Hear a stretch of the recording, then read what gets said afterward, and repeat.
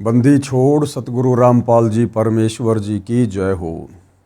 परम पिता परमात्मा सारी सृष्टि के रचनहार कुल मालिक असंख्य ब्रह्मांडों के स्वामी जगत गुरु तीनों लोकों में प्रवेश करके सबका धारण पोषण करने वाले राजाधिराज आत्माधार नाथों के नाथ देवों के देव महादेव सर्वेश्वर महेश्वर मृत्युंजय अजरो अमर आदि अनादि सनातनी प्रभु जगत पिता जगदीश्वर श्री श्री 1008 की उपाधि के वास्तविक अधिकारी अकाल मूरत सौद स्वरूपी राम वासुदेव सर्वगतम ब्रह्म परम पूज्य प्रथम पूज्य परम संत परम पुरुष परम धनी परम दयालु सत्य कबीर हक्का कबीर अल्लाहु कबीर अल्लाहु अकबर बाखबर अल्लाह ताला जगत के तारणहार जगत के मुक्तिदाता जगत के जगन्नाथ हारे के सहारे हिंदुओं के राम मुसलमानों के अल्लाह सिखों के वाहिगुरु ईसाइयों के मसीह दया के सागर दयानिधि करुणा के सागर करुणानिधि स्वयंभू परिभू संकट मोचन कष्ट हरण मंगल कर्ण दुख भंजन अविगत कबीर निर्विकार निर्विषम परमात्मा अलय अलेख सतगुरु आदि अनादि सतगुरु असली मर्यादा पुरुषोत्तम असली राम असली कृष्ण असली घनश्याम असली मुरारी राजाओं के राजा महाराजाओं के महाराजा शहंशाहों के शहंशाह सम्राटों के सम्राट भगवानों के भगवान अल्लाहों के अल्लाह प्रभुओं के प्रभु मसीहाओं के मसीह सच्चे वाहिगुरु बाबाओं के बाबा पीरों के पीर सेठों के सेठ जगत सेठ सावड़सा सेठ सर्वगुण संपन्न अनंत कोटि कलाओं के स्वामी अनंत कोटि ब्रह्मांडों के नायक योगियों में महायोगी ध्यानियों में महाध्यानी सिद्धों में परम सिद्ध ज्ञानियों में तत्वज्ञानी ब्रह्म ज्ञानी महाज्ञानी परम ज्ञानी सर्वश्रेष्ठ ज्ञानी विज्ञानी युवा कबीर समर्थ कबीर असंवात अमित ओझा सच्चे रहनुमा करीम अल्लाह सुभान अल्लाह दुनिया के अंतिम पैगंबर 8 सितंबर 1951 से गांव धनाना जिला सोनीपत हरियाणा भारतवर्ष की पावन भूमि पे प्रकट रियल कल की भगवान श्री नारायण साकार हरि श्री बाबा साहेब नूर अनंत परमात्मा सच्चे दरवेश सच्चे बाखबर संत श्रोमणी सतगुरु रामपाल जी परमेश्वर जी के चरण कमल में साध संगति से जुड़े हुए देश विदेश से आप और हम सभी सत्सेवक भाई बहनों का अनंत कोटि दंडवत प्रणाम। सत्साई भाई और बहनों, बहुत बड़ी दया बहुत बड़ी मेहर पूज्य गुरुदेव भगवान की परमेश्वर रामपाल जी की जिनके शुभ आशीर्वाद से विशेष आशीर्वाद से पूरे विश्व के मानव समाज को विशेषकर हिंदू समाज से जुड़े श्रद्धालुओं को परमपिता परमेश्वर जी के विषय में भक्ति मार्ग के विषय में वो सब कुछ जानने सुनने और समझने को मिल रहा है जिसके लिए ये आत्माएं सदियों से तड़प रही थी।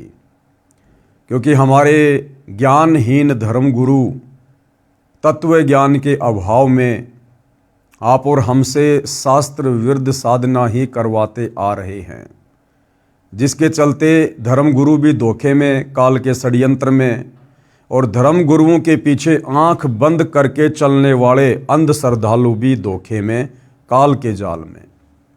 अब परमपिता परमेश्वर जी ने स्वयं सतलोक से चलकर पृथ्वी पर प्रकट होकर तत्वदर्शी संत की भूमिका करके आप और हमारे ऊपर रहम किया है, बड़ी दया की है, जिन्होंने इन धर्मशास्त्रों के सार को निकाल कर हमारे सामने पेश कर दिया है। और अब हमें बड़ी आसानी हो गई है परमात्मा की पहचान करने में। पहले हम जिस भक्ति को पहाड़ से भी कठिन माना करते थे, आज उस भक्ति को और उन धर्मशास्त्रों को जो हमारे लिए पहेलियां बनी हुई थी, आज सतगुरु रामपाल जी ने पहली कक्षा का कायदा बना दिया है, हमें उंगलियों पर रटवा दिया है। परमात्मा कौन है, कैसा है, कहाँ रहता है, क्या लीला करता है, कैसे वो प्राप्त होता है और परमात्मा से मिलने वाले सुख कैसे प्राप्त हों। साथ में परमेश्वर ने शास्त्र विरुद्ध साधना के अंतर्गत जो हम पहले श्री ब्रह्मा श्री विष्णु श्री शंकर जी को परमात्मा मानकर सर्वेश्वर महेश्वर स्वयंभू मानकर भक्ति किया करते थे, जिस भक्ति के कारण हमें किसी प्रकार का कोई भी आध्यात्मिक लाभ प्राप्त नहीं हो रहा था, हमें किसी भी प्रकार से सुख की प्राप्ति नहीं हो रही थी, शरीर में रोग है तो बढ़ता ही जा रहा था। अब परमेश्वर ने दया करी, हमें सतभक्ति मार्ग वाली गति प्रदान की, जिसके चलते हमारे वो सांसारिक कार्य भी बड़ी आसानी से सुलभ हो रहे हैं। तो भाइयों और बहनों, ऐसे परमपिता परमेश्वर जी की भक्ति करने में हमने किसी भी प्रकार की कोई भी आनाकानी या आलस्य नहीं करना चाहिए, क्योंकि इस समर्थ परमात्मा कबीर देव की भक्ति हमें युगों युगों उपरांत नसीब होती है। तो भाइयों और बहनों, अपने कर कमल से पवित्र पुस्तक हिंदू साहिबान नहीं समझे गीता वेद पुराण, इसकी रचना करके गुरुदेव भगवान ने परमात्मा चाहने वाली आत्माओं पर बहुत बड़ा उपकार किया है।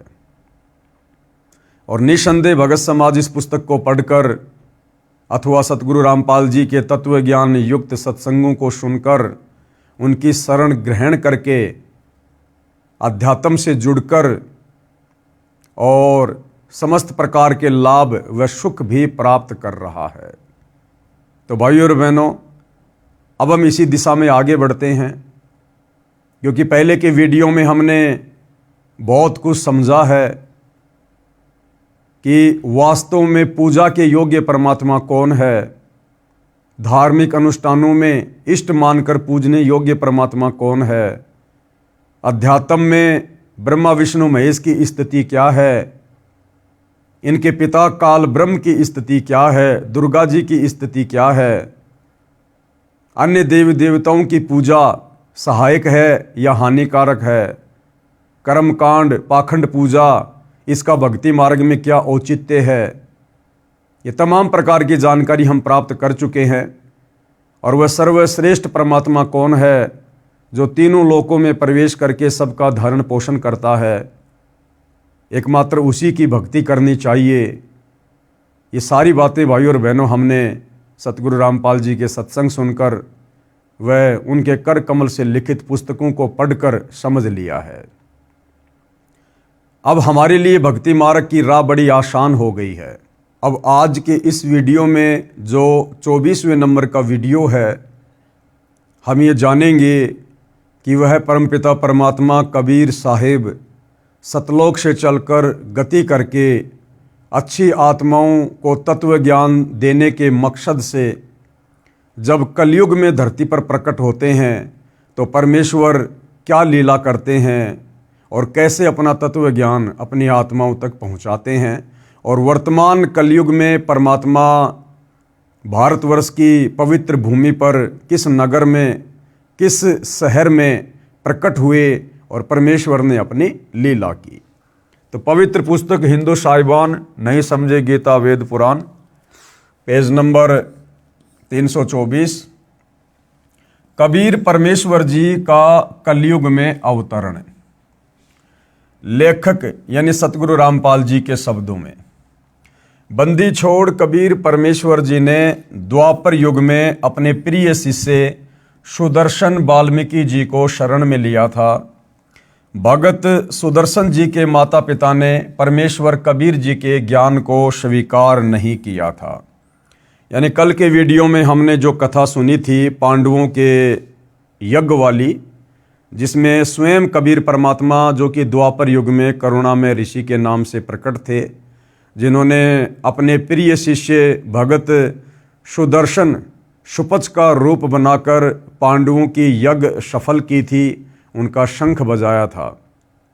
तो द्वापर युग में उसी सुपच सुदर्शन के माता पिताजी ने परमेश्वर कबीर जी की भक्ति को स्वीकार नहीं किया था, जिनके नाम थे, पिताजी का नाम भिखुराम तथा माताजी का नाम सुखवंती।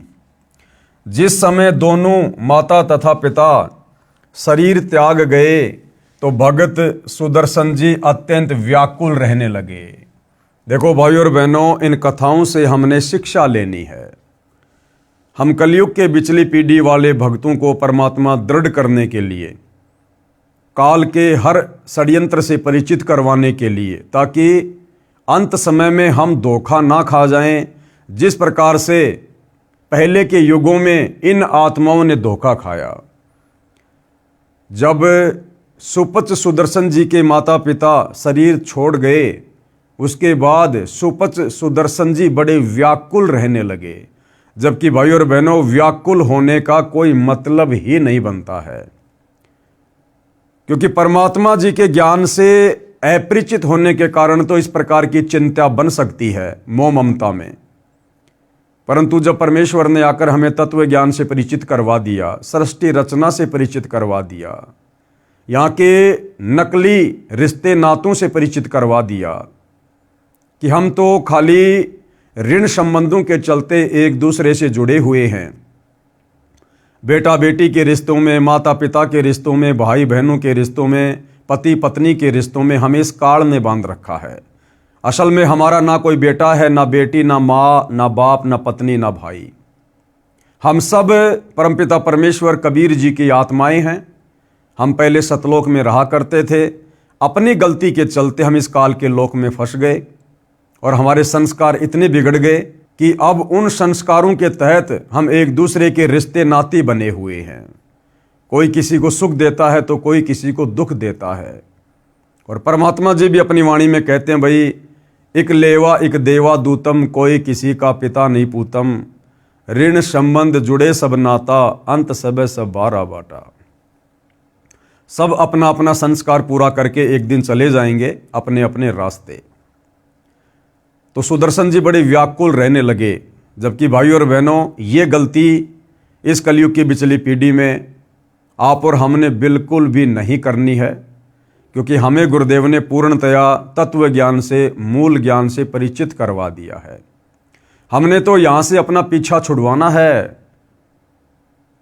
जो दो आत्माएं भगत सुदर्शन के माता पिता की भूमिका कर रहे थे द्वापर युग में, ना जाने कितनी बार इस काल ने उन आत्माओं को सुदर्शन का माता पिता बनाया होगा और किसी जन्म में सुदर्शन को उन आत्माओं का माता पिता बनाया होगा। ये काल का बहुत भयंकर षड्यंत्र है। आज इस सांसारिक युग में जो हमारी माँ है, जिसने हमारे को अपने पेट से जन्म दिया है, ना जाने कितने जन्मों में उसी आत्मा को इस काल ने हमारी औरत बनाया है, हमारी बहन बनाया है, हमारा दुश्मन बनाया है। इसलिए भाई और बहनों, इस काल के षड्यंत्र को गुरुदेव के तत्व ज्ञान से समझकर हमने इन रिश्ते नातों में उलझ कर नहीं रहना है। यहाँ हर प्राणी अपने कर्म का भोग भोगने के लिए आता है और संस्कार पूरा होने के बाद चला जाता है। इसलिए भक्तों ने तत्व ज्ञान आधार से अपनी सुरती केवल सतलोक में टिका के रखनी है, अपने गुरुदेव भगवान के चरणों में टिका के रखनी है कि भैया हमने तो इस काल लोक के झूठे रिश्ते नातों से पीछा छुड़वाकर सतलोक में चलकर और असली नाता अपने वहाँ रहने वाले सगे संबंधियों के साथ में जोड़ना है, अपने भाई बहनों के साथ में जोड़ना है, परमात्मा जी के साथ में जोड़ना है। तो भगत सुदर्शन जी माता पिताजी की मृत्यु के बाद व्याकुल रहने लगे, भक्ति भी कम करते थे। अंतर्यामी करुणामय जी द्वापर युग में कबीर परमेश्वर करुणामय नाम से लीला कर रहे थे। उन्होंने अपने भगत के मन की बात जानकर पूछा, हे भगत सुदर्शन, आपको कौन सी चिंता सता रही है? क्या माता पिता का वियोग सता रहा है या कोई अन्य पारिवारिक समस्या है? मुझे बताइए। भगत सुदर्शन जी ने कहा, हे बंदी छोड़, हे अंतर्यामी, आप सर्वज्ञ हैं, आप बाहर भीतर की सर्व स्थिति से परिचित हैं। हे प्रभु, मुझे मेरे माता पिता के निधन का दुख नहीं है, क्योंकि वे बहुत वृद्ध हो चुके थे। आपने बताया है कि ये 5 तत्व का पुतला एक दिन नष्ट होना है। मुझे चिंता सता रही है कि मेरे माता पिता अत्यंत पुण्यात्मा, दयालु तथा धर्मात्मा थे। उन्होंने अपनी भक्ति लोकवेद अनुसार की थी, जो शास्त्र विधि के विरुद्ध थी, जिस कारण से उनका मानव जीवन व्यर्थ गया। अब पता नहीं किस प्राणी की योनि में कष्ट उठा रहे होंगे। आपसे नम्र निवेदन आपका दास करता है, कि कभी मेरे माता पिता मानव शरीर प्राप्त करें तो उन्हें अपनी शरण में लेना परमेश्वर, तथा उन्हें भी भवसागर से यानी काल ब्रह्म के लोक से पार करना मेरे दाता। मुझे यही चिंता सता रही है। अब परमात्मा ने भी वही पूछा था, लेकिन भगत ने घुमा फिरा के कह दिया कि आप तो अंतर्यामी हो, जानी जान हो, मुझे मेरे माता पिता की मृत्यु का कोई गम नहीं है। गम क्यों नहीं है भाई? उनके मरने से पहले तो व्याकुल नहीं रहता था, उनके मरने से पहले तो चिंतित नहीं था। अब मरने के बाद में व्याकुलता क्यों, चिंता क्यों? तो बात वही थी भाई और बहनों, घुमा फिरा के। लेकिन हम जीव हैं, हमारी आदत है बातों को घुमा फिरा के करने की। परमेश्वर कबीर जी ने सोचा कि ये भोला भगत सुदर्शन माता पिता के मोह में फंसकर काल जाल में ही रहेगा। काल ब्रह्म ने मोह रूपी पास बहुत दृढ़ बना रखा है। ये विचार कर परमेश्वर कबीर जी ने कहा, हे भगत सुदर्शन, आप चिंता मत करो, मैं आपके माता पिता को अवश्य शरण में लूंगा तथा पार करके ही दम लूंगा। अब देखो भाई और बहनों, अगर भगत सुदर्शन जी ने परमात्मा के ज्ञान को अच्छे से समझ लिया होता तो उन्हें चिंता करने की कोई आवश्यकता ही नहीं थी। ठीक है, उसके माता पिता परमात्मा के शरण में नहीं थे, लेकिन भगत सुदर्शन को यह भी ज्ञान होना चाहिए कि परमात्मा का विधान है कि अगर किसी परिवार में कोई भगत दृढ़ होकर मर्यादा में रहकर भक्ति करेगा तो परमात्मा उसकी पिछली 7 पीढ़ियों तक के जो पूर्वज हैं, जो मर चुके हैं, उनको भी अन्य पशु पक्षी की योनियों में नहीं जाने देगा, उनको मनुष्य जन्म ही देगा और कभी न कभी अपनी शरण में लेकर उनका भी उद्धार करेगा। तो इस आधार से भी भगत सुदर्शन जी ने चिंता नहीं करनी चाहिए थी। आप सत्य लोग जाओ, ये चिंता छोड़ो। परमेश्वर कबीर जी के आश्वासन के पश्चात भगत सुदर्शन जी सत्य साधना करके सतलोक को गया, पूर्ण मोक्ष प्राप्त किया।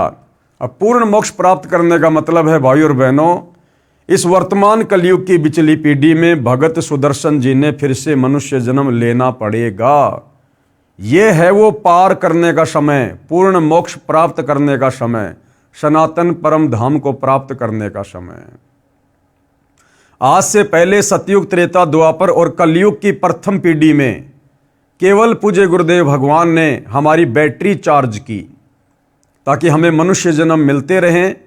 और वर्तमान कलयुग में सन 1994 से जो गुरुदेव ने अपना यथार्थ 13वां कबीर पंथ शुरू करना था, उस समय आकर मनुष्य जन्म लेकर इस पंथ से जुड़कर फिर ही आत्मा का पूर्ण मोक्ष संभव है, अन्यथा नहीं। भगत सुदर्शन के माता पिता वाले जीवों के कलयुग के अन्य मानव जन्मों की जानकारी।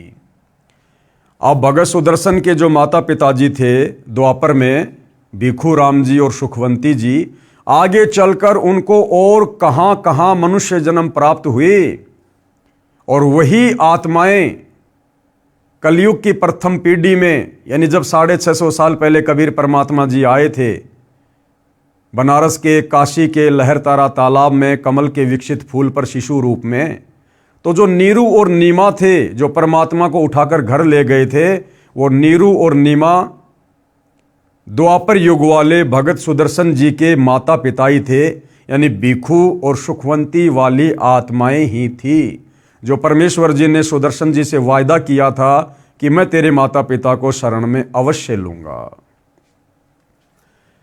प्रथम बार कुलपति ब्राह्मण पिता तथा माहेश्वरी माता रूप में जन्मे, यानी द्वापर के बाद दोनों का विवाह हुआ परंतु संतान नहीं हुई।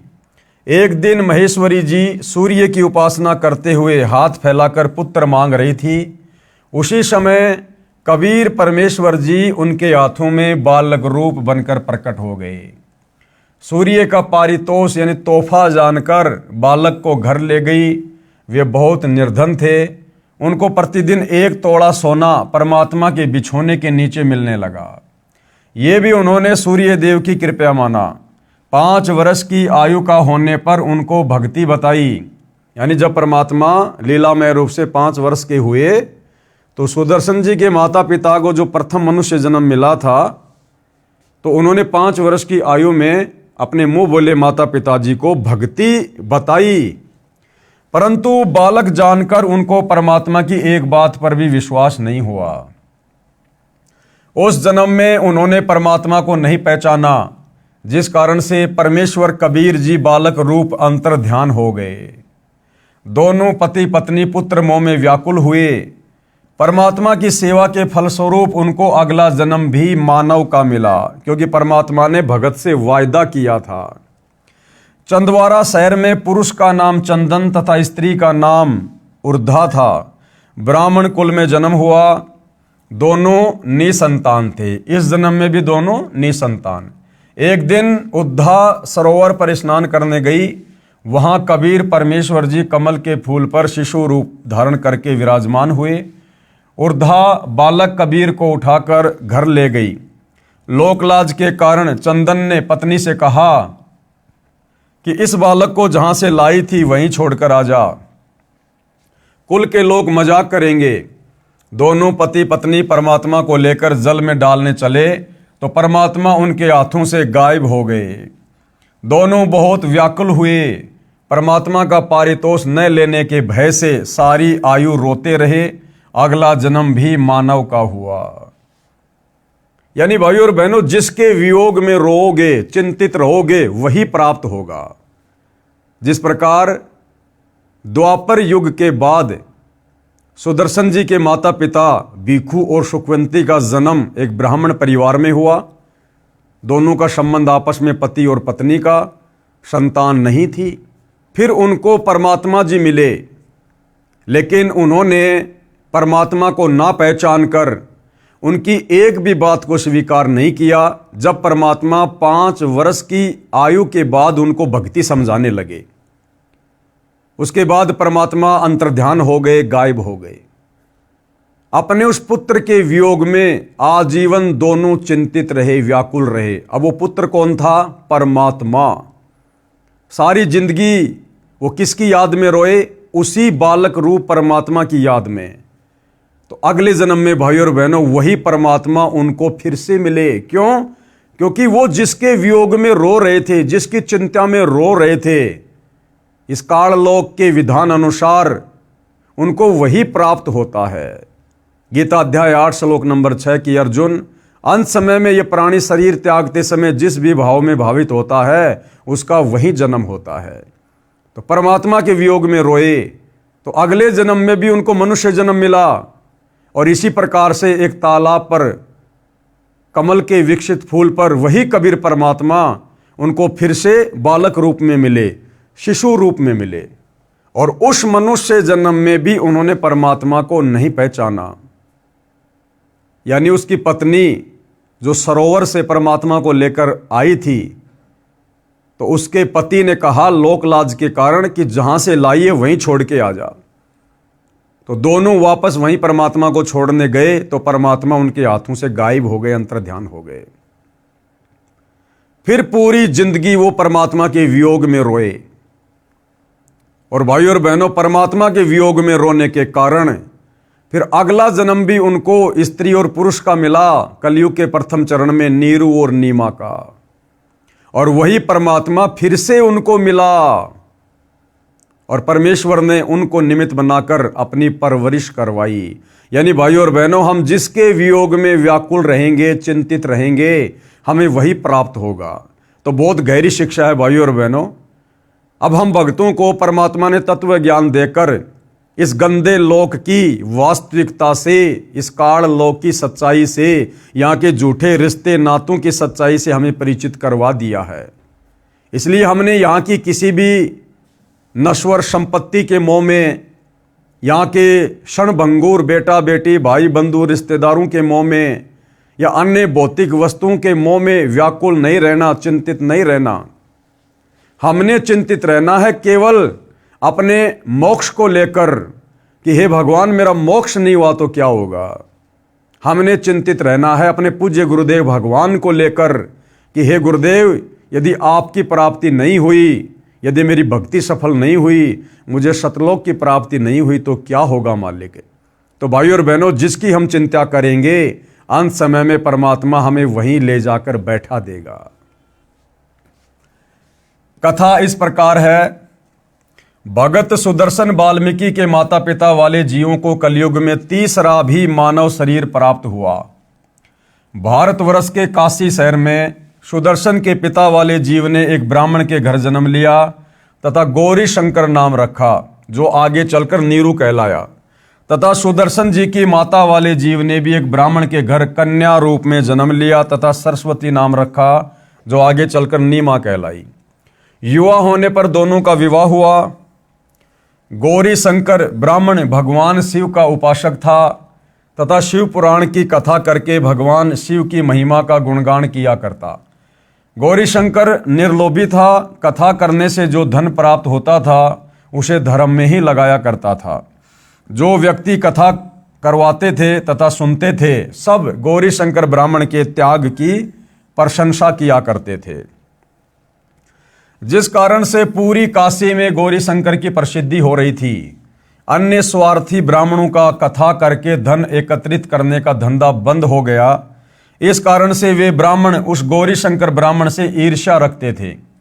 इस बात का पता मुसलमानों को लगा कि एक गौरी शंकर ब्राह्मण काशी में हिंदू धर्म के प्रचार को जोर शोर से कर रहा है, क्योंकि भाइयों और बहनों उस समय काशी में मुसलमानों का दबदबा था, क्योंकि दिल्ली का बादशाह मुसलमान था सिकंदर लोदी, जिस कारण से हिंदू मुसलमानों से दबा करते थे। तो जब मुसलमानों को इस बात का पता चला कि ये गौरी शंकर नाम का ब्राह्मण हिंदू धर्म का कुछ ज़्यादा ही प्रचार प्रसार कर रहा है, इसको किस तरह बंद करें। मुसलमानों को पता चला कि काशी के सभी ब्राह्मण गौरी शंकर से ईर्ष्या रखते हैं। इस बात का लाभ मुसलमानों ने उठाया। गौरी शंकर व सरस्वती के घर के अंदर अपना पानी छिड़क दिया। किसने? मुसलमानों ने।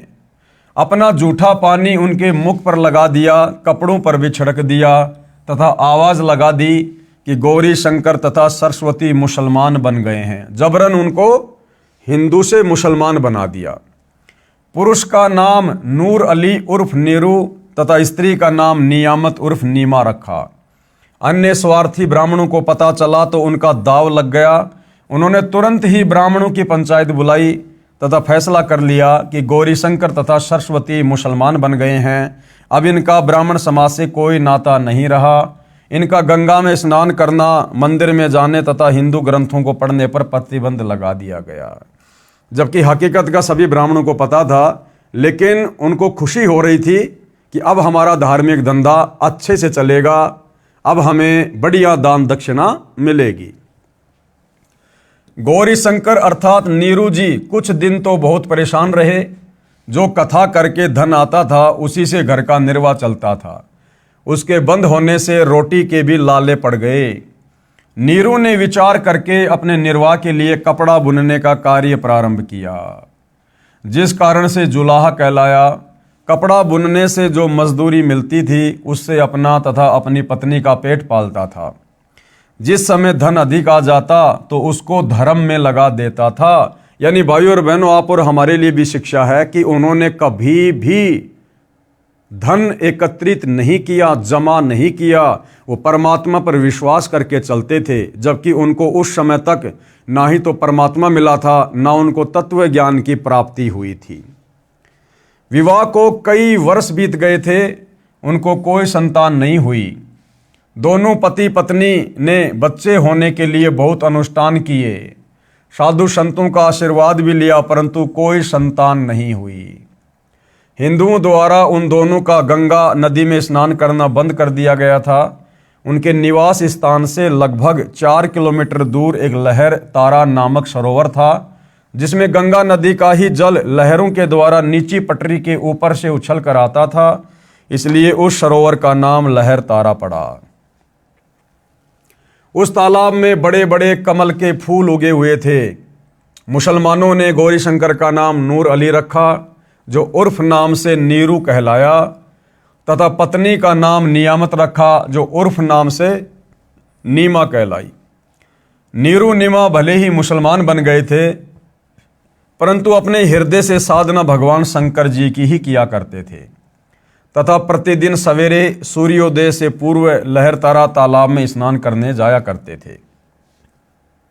अब नीरू और नीमा को किस प्रकार से उसी लहरतारा तालाब पर कबीर परमात्मा शिशु रूप में प्राप्त हुए। नीरू नीमा को कबीर परमात्मा की लहरतारा सरोवर में प्राप्ति। ज्येष्ठ मास की शुक्ल पूर्णमासी विक्रमी संवत 1455 सन 1398 सोमवार को भी ब्रह्म मुहूर्त का समय सूर्योदय से लगभग 1.5 घंटा पहले होता है, उसमें स्नान करने के लिए जा रहे थे। नीमा रास्ते में भगवान शंकर से प्रार्थना कर रही थी कि हे दीनानाथ, आप अपने दासों को भी एक बच्चा, एक बालक दे दो। आपके घर में क्या कमी है प्रभु, हमारा भी जीवन सफल हो जाएगा। दुनिया के व्यंग सुन सुनकर आत्मा दुखी हो जाती है।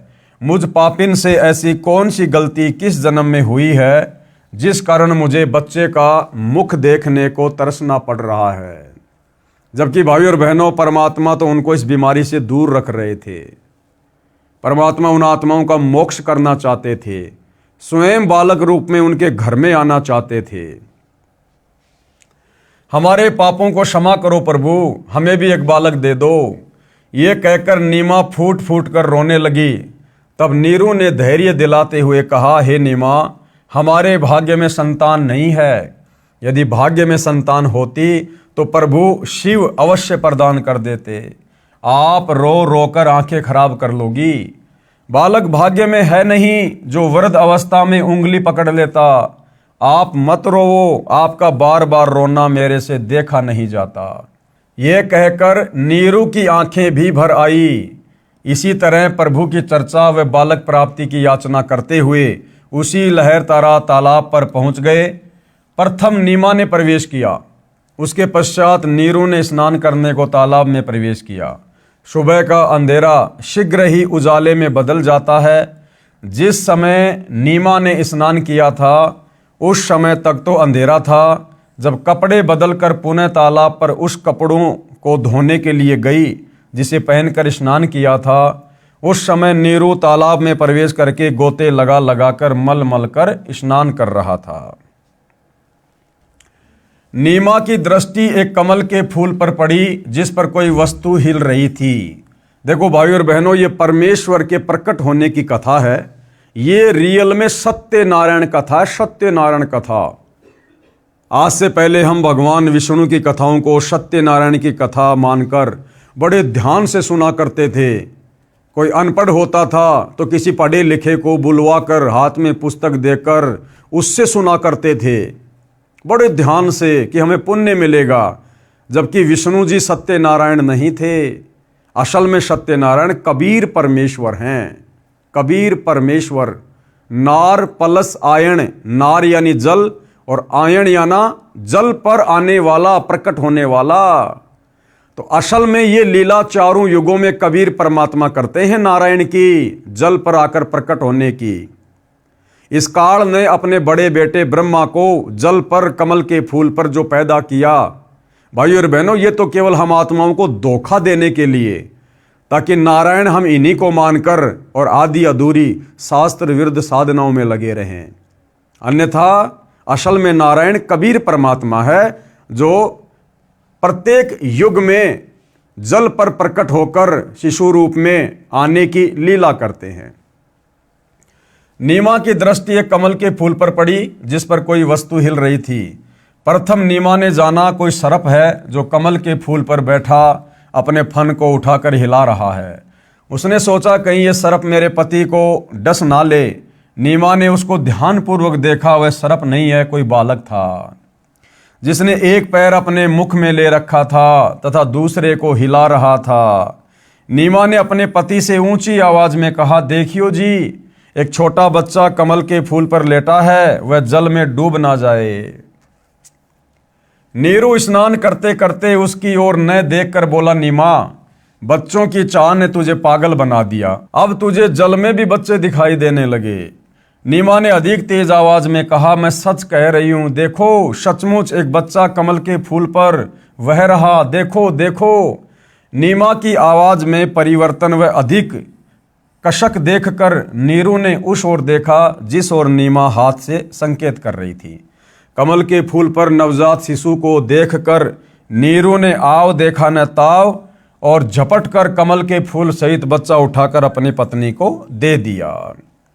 अब भाई और बहनों, चारों युगों में कबीर परमेश्वर जी कमल के फूल पर ही प्रकट होने की लीला क्यों करते हैं? क्योंकि गुरुदेव ने सत्संग में बताया कि परमात्मा बड़ा पाक और पवित्र है, और जो कमल का फूल होता है, कमल के फूल पर कोई भी गंदगी या कीचड़ या धूल नहीं टिकती है। वो बिल्कुल साफ सुथरा खिला खिला होता है। इसलिए परमात्मा कमल के फूल पर प्रकट होते हैं। अब विचार करने की बात ये है भाई और बहनों, वर्तमान में वही कबीर परमात्मा सतगुरु रामपाल जी के नाम से धरती पर प्रकट हैं। लेकिन भाई ये कलयुग की बिचली पीढ़ी है, साइंस का ज़माना है, इंसान अपने आप को बहुत ज़्यादा चतुर और शाना समझने लग गया। अब यदि वो परमात्मा इस कलयुग की बिचली पीढ़ी में वैसी ही लीला करें जो लीला उन्होंने 650 साल पहले की थी कमल के फूल पर आने की, तो भाई और बहनों, वर्तमान में कोई भी व्यक्ति सतगुरु रामपाल जी को परमात्मा के रूप में स्वीकार नहीं करेगा। क्योंकि इस नकली विज्ञान ने, साइंस ने हमारे दिमाग के पर्दे बंद कर रखे हैं। हमें अज्ञानता का काला चश्मा पहना रखा है, अध्यात्म से कोसों दूर करके। और हम क्या कहेंगे कि इम्पॉसिबल, ऐसा हो ही नहीं सकता कि मां के गर्भ के बिना कोई भी ऐसे कमल के फूल पर प्रकट हो जाएगा। ऐसा बिल्कुल नहीं हो सकता है, साइंस के नियमों के खिलाफ है। और हम सतगुरु रामपाल जी को कोई तांत्रिक मान लेते, कोई शेवड़ा मान लेते, कोई जादूगर मान लेते, या अन्य कोई प्रेत आत्मा मान लेते। लेकिन भगवान के रूप में वर्तमान में अगर वो उसी प्रकार की लीला करके प्रकट हों तो कोई भी उनको परमात्मा के रूप में स्वीकार नहीं करता। ये परमात्मा को पहले से पता था। इसलिए परमात्मा ने वर्तमान में अपने प्रकट होने की लीला को दूसरा रूप दे दिया। कैसा? जैसे कि आदरणीय गरीबदास जी 350 साल पहले शिशु रूप में सतलोक से चलकर प्रकट हुए। सांसारिक दिखावे में उन्होंने मुंह बोला माता पिता बनाया। इसी प्रकार से वर्तमान में सतगुरु रामपाल जी प्रकट हुए हैं। भाई और बहनों, हमारी चरम दृष्टि का ये धोखा है। ये बात हमें उनके तत्व ज्ञान से समझ में आएगी कि कबीर परमात्मा ही तत्वदर्शी संत की भूमिका करता है। दूसरा सृष्टि में कोई तत्वदर्शी संत हो ही नहीं सकता। सारी सृष्टि में एकमात्र जगत गुरु कबीर परमात्मा ही होते हैं। और वर्तमान में एकमात्र जगत गुरु धरती पर सतगुरु रामपाल जी हैं, तो ये स्वयं कबीर परमात्मा है। तो किसी मां के गर्भ से जन्म लेकर आने का तो कोई मतलब ही नहीं होता, ये तो स्वयंभू परमात्मा है। हाँ, हमारी चरम दृष्टि को धोखा देने के लिए लीला परमात्मा जो मर्जी करे, तो वही लीला परमेश्वर ने की। आप और हमें लगता है, दुनिया की नज़रों में ऐसा प्रतीत होता है जैसा वो माँ के गर्भ से आए हैं, परंतु भाई और बहनों, ये हमारी चरम दृष्टि का धोखा है। जो परमात्मा इस धरती पर भी सतलोक से चलकर और कमल के फूल पर प्रकट होते हैं, क्योंकि कमल के फूल पर गंदगी नहीं टिकती, तो बोला वही कबीर परमात्मा सतगुरु रामपाल जी एक मां के गर्भ से जन्म लेकर गंदगी में जेर से लिपटकर भला बाहर क्यों आएंगे? तो भाई और बहनों, इस बात को भी वही आत्माएं समझ पाएंगी, इस लीला को वही आत्माएं समझ पाएंगी जो आत्माएं युगों युगों से भक्ति धन से सराबोर होंगी, जिनके भक्ति संस्कार मजबूत होंगे और जो संकेतों में परमेश्वर की हर बात को समझने के योग्य होंगी।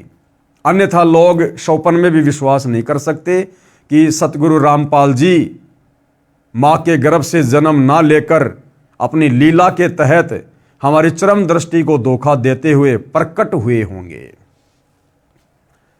तो परमात्मा जी कमल के फूल पर प्रकट हुए और नीरू और नीमा उनको वहां से उठाकर अपने घर ले गए। नीमा ने परमेश्वर कबीर जी को सीने से लगाया, मुख चूमा, पुत्रवत प्यार किया। जिस परमेश्वर की खोज में ऋषि मुनियों ने जीवन भर शास्त्र विधि विरुद्ध साधना की, उन्हें नहीं मिला, वही परमेश्वर भक्तमती नीमा की गोद में खेल रहा था। जिस शांतिदायक परमेश्वर को आनंद की प्राप्ति के लिए प्राप्त करने की इच्छा से साधना की जाती है, वही परमेश्वर नीमा के हाथों में सीने से लगा हुआ था। उस समय जो शीतलता व आनंद का अनुभव भगतमती नीमा को हो रहा था उसकी कल्पना ही की जा सकती है। नीरू स्नान करके जल से बाहर आया। नीरू ने सोचा यदि हम इस बच्चे को नगर में ले जाएंगे तो शहरवासी हम पर शक करेंगे, सोचेंगे कि ये किसी के बच्चे को चुरा कर लाए हैं, कहीं हमें नगर से निकाल ना दें। इस डर से नीरू ने अपनी पत्नी से कहा, नीमा इस बच्चे को यहीं छोड़ दे, इसी में अपना हित है। नीमा बोली, हे पतिदेव, यह भगवान शंकर का दिया खिलौना है। इस बच्चे ने पता नहीं मुझ पर क्या जादू कर दिया है कि मेरा मन इस बच्चे के वश हो गया है। अब भाई ये परमात्मा तो सबसे बड़ा जादूगर है, मैं इस बच्चे को नहीं त्याग सकती। नीरू ने नीमा को अपने मन की बात से अवगत करवाया, बताया कि ये बच्चा नगरवासी हमसे छीन लेंगे, पूछेंगे कहाँ से लाए हो, हम कहेंगे लहर तारा तालाब में कमल के फूल पर मिला है। हमारी बात पर कोई भी विश्वास नहीं करेगा, हो सकता है वे हमें नगर से भी निकाल दें। तब नीमा ने कहा, मैं इस बालक के साथ देश निकाला भी स्वीकार कर लूंगी, परंतु इस बच्चे को नहीं त्याग सकती। मैं अपनी मृत्यु को भी स्वीकार कर लूंगी, परंतु इस बच्चे से भिन्न नहीं रह सकूंगी। नीमा का हठ देखकर नीरू को क्रोध आ गया तथा अपने हाथ को थप्पड़ मारने की स्थिति में उठाकर आंखों में आंसू भरकर करुणा भरी आवाज में बोला, नीमा मैंने आज तक तेरी किसी भी बात को नहीं ठुकराया। ये जानकर कि हमारे कोई बच्चा नहीं है, मैंने तुझे पति तथा पिता दोनों का प्यार दिया है, तू मेरे नम्र स्वभाव का अनुचित लाभ उठा रही है। आज मेरी स्थिति को न समझकर अपने हठी स्वभाव से मुझे कष्ट दे रही है। विवाहित जीवन में नीरू ने प्रथम बार अपनी पत्नी की ओर थप्पड़ मारने के लिए हाथ उठाया था तथा कहा था कि या तो इस बच्चे को यहीं रख दे, वरना आज मैं तेरी बहुत पिटाई करूंगा। उसी समय नीमा के सीने से चिपके बालक रूपधारी परमेश्वर बोले, हे नीरू, आप मुझे अपने घर ले चलो, आप पर कोई आपत्ति नहीं आएगी। मैं सतलोक से चलकर तुम्हारे हित के लिए यहाँ आया हूँ। नवजात शिशु के मुख से उपरोक्त वचन सुनकर नीरू यानी नूर अली डर गया, कहीं यह कोई देव या पितर या कोई सिद्ध पुरुष न हो और मुझे श्राप दे दे। अब देखो भाइयों और बहनों, जब 650 साल पहले नीरू और नीमा जिन्होंने अपनी आंखों से कमल के फूल पर शिशु रूपधारी परमेश्वर कबीर को देखा, उठाया और परमात्मा ने शिशु रूप में ही उनको संदेशा भी दिया, उसके बावजूद भी उन्होंने परमेश्वर को ना पहचान कर क्या समझा, क्या कह रहे हैं, वो दोनों डर गए, कहीं ये कोई देव या पितर या कोई सिद्ध पुरुष ना हो और मुझे श्राप ना दे दे। तो बोलो, अगर वर्तमान कलयुग की बिचली पीढ़ी में, इस भयंकर कलयुग में, साइंस के ज़माने में, अगर सतगुरु रामपाल जी किसी तालाब में या जोहड़ में विकसित कमल के फूल पर प्रकट होने की लीला करते तो वर्तमान में भला उनको परमात्मा के रूप में कौन स्वीकार करता। इस डर से नीरू कुछ नहीं बोला, घर की ओर चल पड़ा। पीछे पीछे उसकी पत्नी परमेश्वर को प्यार करती हुई चल पड़ी। अब आगे की लीला। कबीर जी के सशरीर सत्यलोक से आने का साक्षी। सर्वप्रथम कबीर परमेश्वर जी को सतलोक से सशरीर शिशु रूप में आते हुए और उस लहर तारा तालाब में कमल के विकसित फूल पर प्रकट होते हुए किसने देखा था? कौन था साक्षी इस बात का? प्रतिदिन की तरह ज्येष्ठ मास की पूर्णमासी विक्रमी संवत 1455 1398 ईस्वी सोमवार को भी एक अष्टानंद नामक ऋषि, जो स्वामी रामानंद ऋषि जी के शिष्य थे, काशी शहर से बाहर बने तालाब लहरतारा तालाब के स्वच्छ जल में स्नान करने के लिए प्रतिदिन की तरह गए। ब्रह्म मुहूर्त का समय था। ब्रह्म मुहूर्त का समय सूर्योदय से लगभग 1.5 घंटा पहले का होता है। ऋषि अष्टानंद जी ने लहरतारा तालाब में स्नान किया। वे प्रतिदिन वहीं बैठकर कुछ समय अपनी पाठ पूजा किया करते थे। ऋषि अष्टानंद जी ध्यान मग्न होने की चेष्टा कर ही रहे थे, उसी समय आकाश से एक प्रकाश पुंज नीचे की ओर आता दिखाई दिया। वह इतना तेज प्रकाश था, उसे ऋषि जी की चरम दृष्टि सहन नहीं कर सकी। जैसे दोपहर के समय सूर्य की तरफ देखते हैं तो हमारी आंखें सहन नहीं कर पाती और बंद हो जाती है, और बंद आंखों में फिर सूर्य का छोटा छोटा गोला दिखाई देता है जो प्रकाश रहित होता है। उसे ऋषि जी की चरम दृष्टि सहन नहीं कर सकी। जिस प्रकार आंखें सूर्य की रोशनी को सहन नहीं कर पाती, सूर्य के प्रकाश को देखने के पश्चात आंखें बंद करने पर सूर्य का आकार दिखाई देता है, उसमें प्रकाश अधिक नहीं होता। इसी प्रकार प्रथम बार परमेश्वर के प्रकाश को देखने से ऋषि जी की आंखें बंद हो गई। बंद आंखों में शिशु को देखकर, यानी एक बालक को देखकर फिर से आंखें खोली। ऋषि अष्टानंद जी ने देखा कि वह प्रकाश लहरतारा तालाब पर उतर गया है, जिससे पूरा सरोवर प्रकाशमान हो गया तथा देखते ही देखते वह प्रकाश जलाशय के एक कोने में सिमट गया। ऋषि अष्टानंद जी ने सोचा, ये कैसा दृश्य मैंने देखा, ये मेरी भक्ति की उपलब्धि है या मेरा दृष्टि दोष है।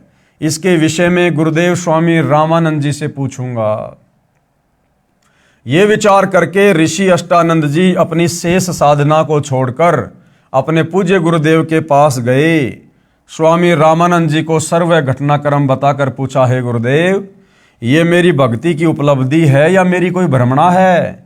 मैंने प्रकाश आकाश से नीचे की ओर आते देखा, जिसे मेरी आंखें सहन नहीं कर सकी। आंखें बंद हुई तो नवजात शिशु दिखाई दिया। पुनः आंखें खोली तो उस प्रकाश से पूरा जलाशय ही जगमगा गया। पश्चात वह प्रकाश उस तालाब के एक कोने में सिमट गया। मैं आपसे कारण जानने की इच्छा से अपनी साधना बीच में ही छोड़कर आया हूं। कृपया मेरी शंका का समाधान कीजिए। अब पंडित रामानंद जी को जैसा भी ज्ञान था, उन्होंने अपने शिष्य की शंका का समाधान किया। ऋषि रामानंद स्वामी जी ने अपने शिष्य अष्टानंद से कहा, हे ब्राह्मण, ये न तो तेरी भक्ति की उपलब्धि है, न आपका दृष्टि दोष ही है। इस प्रकार की घटनाएं उस समय होती है जब ऊपर के लोकों से कोई देव पुरुष पृथ्वी पर अवतार धारण करने के लिए आते हैं। वह किसी स्त्री के गर्भ में निवास करता है। क्या कह रहे हैं रामानंद जी? कि जिस समय ऊपर के लोकों से कोई देव पुरुष पृथ्वी पर अवतार धारण करने आते हैं और फिर क्या करते हैं वह किसी स्त्री के गर्भ में निवास करते हैं। अब भाइयों और बहनों, पंडित रामानंद जी को केवल इतना ही ज्ञान था कि परमात्मा ब्रह्मा विष्णु महेश हैं, और जब ये अवतार धारण करते हैं, पृथ्वी पर आते हैं, तो ये भी किसी माँ के गर्भ में जो है जन्म लेकर ही आगे चलकर अपनी लीला करते हैं। उनको केवल इतना ही पता था। उनको ये नहीं पता था कि परमात्मा कभी किसी माँ के गर्भ से जन्म नहीं लेता, परमात्मा स्वयंभू होता है, परमात्मा परिभू है। उनको इस बात का नहीं पता था, जबकि वेदों को पढ़ा करते थे, गीता जी को पढ़ा करते थे, लेकिन परमात्मा की डेफिनेशन पंडित रामानंद जी को भी पता नहीं थी। तो उन्होंने अपने शिष्य से कहा कि ऊपर के लोक से कोई देव पुरुष आया है, अवतार धारण करेगा और किसी स्त्री के गर्भ में निवास करता है, फिर बालक रूप धारण करके नर लीला करके अपना अपेक्षित कार्य पूर्ण करता है। कोई देव पुरुष ऊपर के लोकों से आया है, वह काशी नगर में किसी के घर जन्म लेकर अपना प्रारब्ध पूरा करेगा। उपरोक्त वचनों द्वारा ऋषि रामानंद स्वामी जी ने अपने शिष्य अष्टानंद जी की शंका का समाधान किया। उन ऋषियों की यही धारणा थी। अब क्या कह रहे हैं गुरुदेव? उन ऋषियों की यही धारणा थी कि सर्व अवतार गण यानी सभी अवतार माता के गर्भ से ही जन्म लेते हैं। और उनका कहना, उनका सोचना सही भी था भाइयों और बहनों, क्योंकि 21 ब्रह्मांड के जितने भी भगवान हैं, जब वो अवतार लेते हैं तो माँ के गर्भ से ही लेते हैं। परंतु वो पूर्ण परमात्मा, सारी सृष्टि का सृजनहार, जब वो स्वयं पृथ्वी पर आता है तो वो अपना अवतार खुद ही होता है। वो किसी माँ के गर्भ से जन्म लेकर फिर लीला नहीं करता है। उन ऋषियों की यही धारणा थी कि सभी अवतार गण माता के गर्भ से ही जन्म लेते हैं। बालक को लेकर नीरू तथा नीमा अपने घर जुलाहा मोहल्ला कॉलोनी में आए, जिस भी नर व नारी ने नवजात शिशु रूप में परमेश्वर कबीर जी को देखा तो वह देखता ही रह गया। अब नीरू को जिस बात का डर था कि भैया नगर कॉलोनी वाले मोहल्ले वाले जब बालक को देखेंगे तो तरह तरह के हमसे सवाल करेंगे, ये बच्चा तू कहाँ से उठा के ले आया, तुम्हारे तो कोई बच्चा ही नहीं था, तू बताता क्यों नहीं, कहाँ से लाया है, तुम लोग चोरी भी करने लग गए हो, हम राजा से शिकायत करेंगे। नीरू तो ये सोच रहा था और कबीर परमेश्वर जी ने किसी के मन में ये बात आने भी नहीं दी कि ये बच्चा कहाँ से आया। परमेश्वर का शरीर अति सुंदर था, आंख जैसे कमल का फूल हो, घुंघराले बाल, लंबे हाथ, लंबी लंबी उंगलियां, शरीर से मानो नूर झलक रहा हो, क्योंकि भाइयों और बहनों कबीर परमात्मा सावंत दे थे। लंबे लंबे हाथ यानी सावंत दे। एक सत्संग में पूज्य गुरुदेव भगवान ने बताया कि आदरणीय गरीबदास जी जो 350 साल पहले आए थे वो भी सावंत दे थे। आदरणीय गरीबदास जी के दोनों हाथ घुटने से नीचे तक जाया करते थे। कबीर परमेश्वर जी भी सावंत दे थे। अब भाइयों और बहनों वर्तमान कलयुग है तो परमात्मा ने कलयुग के हिसाब से लीला करनी पड़ती है। अगर सतगुरु रामपाल जी वर्तमान में सावंत दे की लीला करते तो भाइयों और बहनों ना जाने लोग उनके विषय में क्या क्या विचार उत्पन्न कर लेते कि भैया इनके शरीर में कोई कमी है, क्योंकि लोग भूल गए सावंत दे क्या होता है। तो लोग क्या बोलते, पता नहीं क्या क्या विचार उत्पन्न कर लेते अपने मन में कि इनके माता पिताजी में कोई कमी थी जिस कारण से इनका शरीर ढंग से सेट नहीं हो पाया, बच्चा गर्भ में ठीक से नहीं जो है अपना विकास कर पाया, और देखो इनके शरीर में दोष है, इनको लंबे लंबे हाथ हो गए, ना जाने क्या क्या विचार अपने मन में उत्पन्न कर लेते। तो कलयुग के दूसरे चरण में वैज्ञानिक युग में परमात्मा जनसाधारण की तरह ही लीला करते हैं। पूरी काशी नगरी में ऐसा अद्भुत बालक नहीं था, जो भी देखता वही अन्य को बताता कि नूर अली को एक बालक तालाब पर मिला है, आज ही उत्पन्न हुआ शिशु है। डर के मारे लोक लाज के कारण किसी विधवा ने डाला होगा। यानी भाइयों और बहनों परमात्मा ने नगर वासियों के दिलो दिमाग में उल्टी धारणा पैदा कर दी, क्योंकि परमात्मा समर्थ है भाइयों और बहनों। वो एक सेकंड में विचारों को चेंज कर सकते हैं, एक सेकंड में विचारों को वैसा का वैसा बना सकते हैं। तो सबके मन में क्या हुआ कि भैया लगता है किसी औरत ने इस बच्चे को जन्म देकर लोक लाज के कारण और वहाँ पर डाल दिया होगा, फेंक दिया होगा, और नीमा को ये बच्चा हाथ लग गया होगा, और अच्छा हुआ जो इस बच्चे को ले आए, वरना बच्चे की दुर्गति हो जाती। बालक को देखने के पश्चात उसके चेहरे से दृष्टि हटाने को दिल नहीं करता, आत्मा अपने आप खिंची जाती है। पता नहीं बालक के मुख पर कैसा जादू है, पूरी काशी परमेश्वर के बालक रूप को देखने को उमड़ पड़ी। स्त्री पुरुष झुंड के झुंड बनाकर मंगल गान गाते हुए नीरू के घर बच्चे को देखने को आए। बच्चे यानी कबीर परमेश्वर को देखकर कोई कह रहा था यह बालक तो कोई देवता का अवतार है, कोई कह रहा था ये तो साक्षात विष्णु जी ही आए लगते हैं, कोई कह रहा था ये भगवान शिव ही अपनी काशी नगरी को कृतार्थ करने को उत्पन्न हुए हैं, कोई कह रहा था ये तो किन्नर का अवतार है, कोई कह रहा था ये पितर नगरी से आया है। ये सर्व वार्ता सुनकर नीमा अप्रसन्न होकर कहती थी कि मेरे बच्चे के विषय में कुछ मत कहो, हे अल्लाह मेरे बच्चे की इनकी नज़र से रक्षा करना। तुमने कभी बच्चा देखा भी है या नहीं? ऐसे समूह के समूह मेरे बालक को देखने आ रहे हो। आने वाले स्त्री पुरुष बोले, हे नीमा हमने बालक तो बहुत देखे हैं परंतु आपके बालक जैसा नहीं देखा, इसलिए हम इसे देखने आए हैं। ऊपर अपने अपने लोकों से श्री ब्रह्मा जी, श्री विष्णु जी तथा श्री शिव जी भी झांक कर देखने लगे। काशी के वासियों के मुख से अपने में से श्री ब्रह्मा, श्री विष्णु तथा श्री शिव में से एक यह बालक होने की बात सुनकर बोले कि यह बालक तो किसी अन्य लोक से आया है। यानी जब काशी वाले इस प्रकार की बातें कर रहे थे, कोई कह रहा था भैया ये तो ब्रह्मा जी का अवतार है, कोई कह रहा था ये तो साक्षात विष्णु जी आ गए, कोई कह रहा था भाई शंकर जी आ गए अवतार लेकर। तो ऊपर ब्रह्मा विष्णु महेश भी नीचे झांक कर देख रहे थे। तो वो भी आपस में बातें कर रहे थे कि भाई ये हमारे में से तो कोई नहीं है, ये तो किसी दूसरे लोक से आया है, भाई कोई परमात्मा ही है, कोई तगड़ा ही महापुरुष है। इसके मूल स्थान से हम भी अपरिचित हैं। उन्होंने भी अपनी दिव्य दृष्टि लगा के देख ली, ब्रह्मा विष्णु महेश को भी पता नहीं चला। तो उन्होंने कहा कि ये तो किसी अपरिचित लोक से आया है। अब भाई और बहनों, वो तो अपरिचित लोक ही है हमारे लिए, तो सत्यलोक। इसके मूल स्थान से हम भी अपरिचित हैं, परंतु है बहुत शक्ति युक्त, कोई सिद्ध पुरुष है। शिशु कबीर परमेश्वर का नामांकन।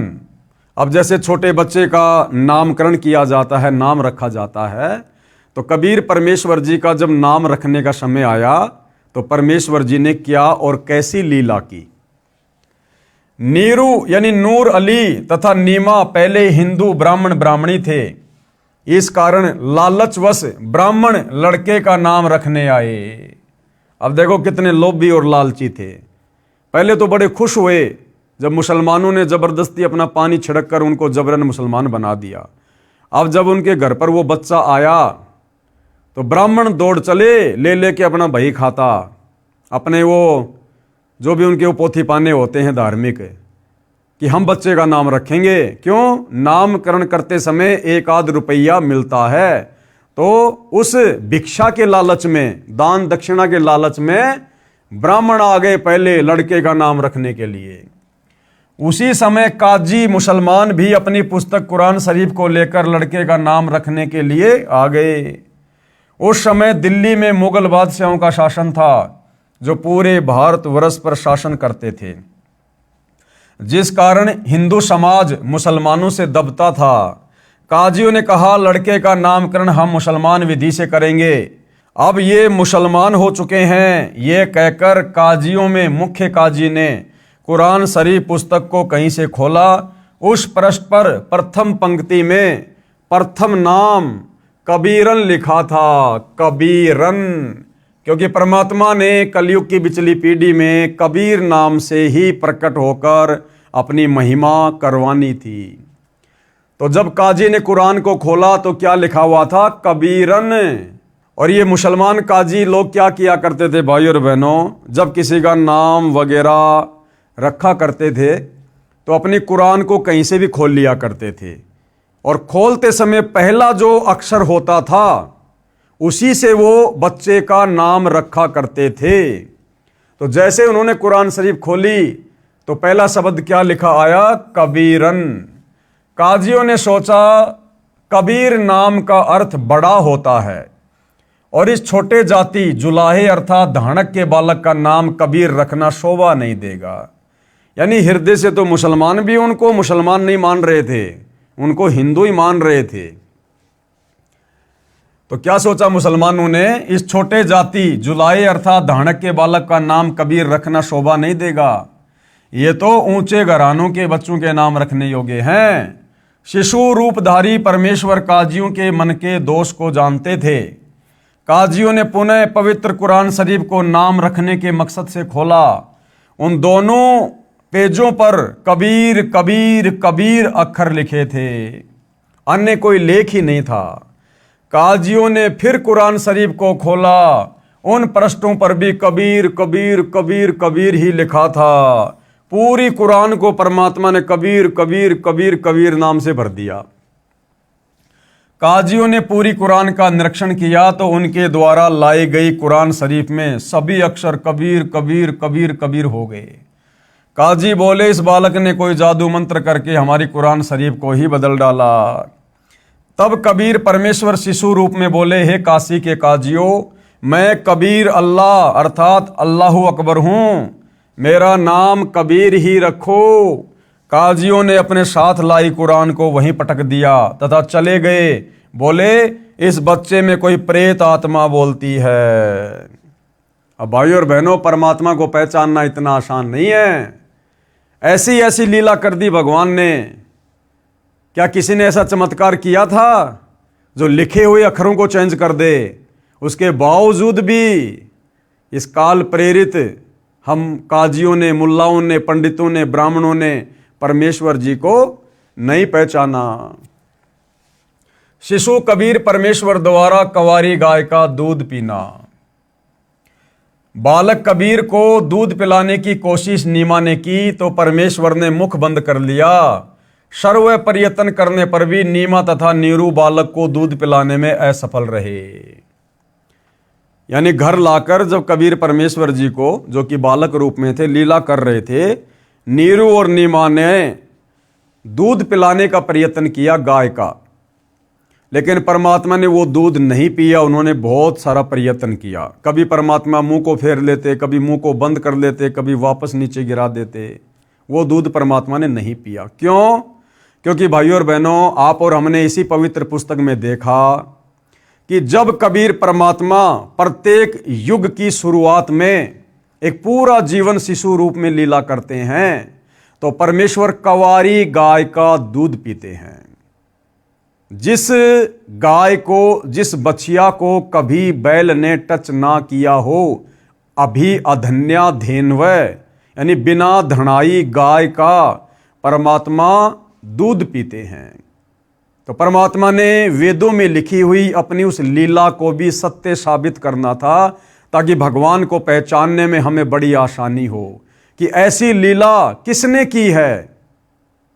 अगर ब्रह्मा विष्णु महेश ने की है तो वो परमात्मा साबित होंगे, अगर रामकृष्ण ने की है तो वो परमात्मा साबित होंगे, अगर कबीर जी ने की है तो कबीर जी ही परमात्मा साबित होंगे।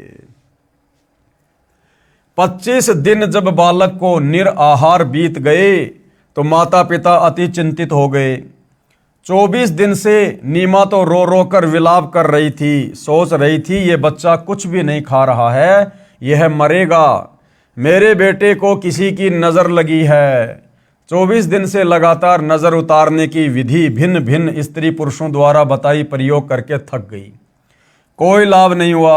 आज 25वां दिन उदय हुआ। माता नीमा रात्रि भर जागती रही तथा रोती रही कि पता नहीं ये बच्चा कब मर जाएगा, मैं भी साथ ही फांसी पर लटक कर जाऊंगी, मैं इस बच्चे के बिना जीवित नहीं रह सकती।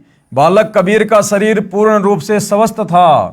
परमात्मा बिल्कुल हष्ट पुष्ट तथा ऐसे लग रहा था जैसे बच्चा प्रतिदिन 1 किलोग्राम 1 सेर दूध पीता हो। परंतु नीमा को डर था कि बिना कुछ खाए पिए ये बालक जीवित रह ही नहीं सकता, ये कभी भी मृत्यु को प्राप्त हो सकता है। ये सोचकर फूट फूट कर रो रही थी। भगवान शंकर के साथ साथ निराकार प्रभु की भी उपासना तथा उससे भी की गई प्रार्थना जब व्यर्थ रही तो अति व्याकुल होकर रोने लगी। भगवान शिव एक ब्राह्मण ऋषि का रूप बनाकर नीरू की झोपड़ी के सामने खड़े हुए।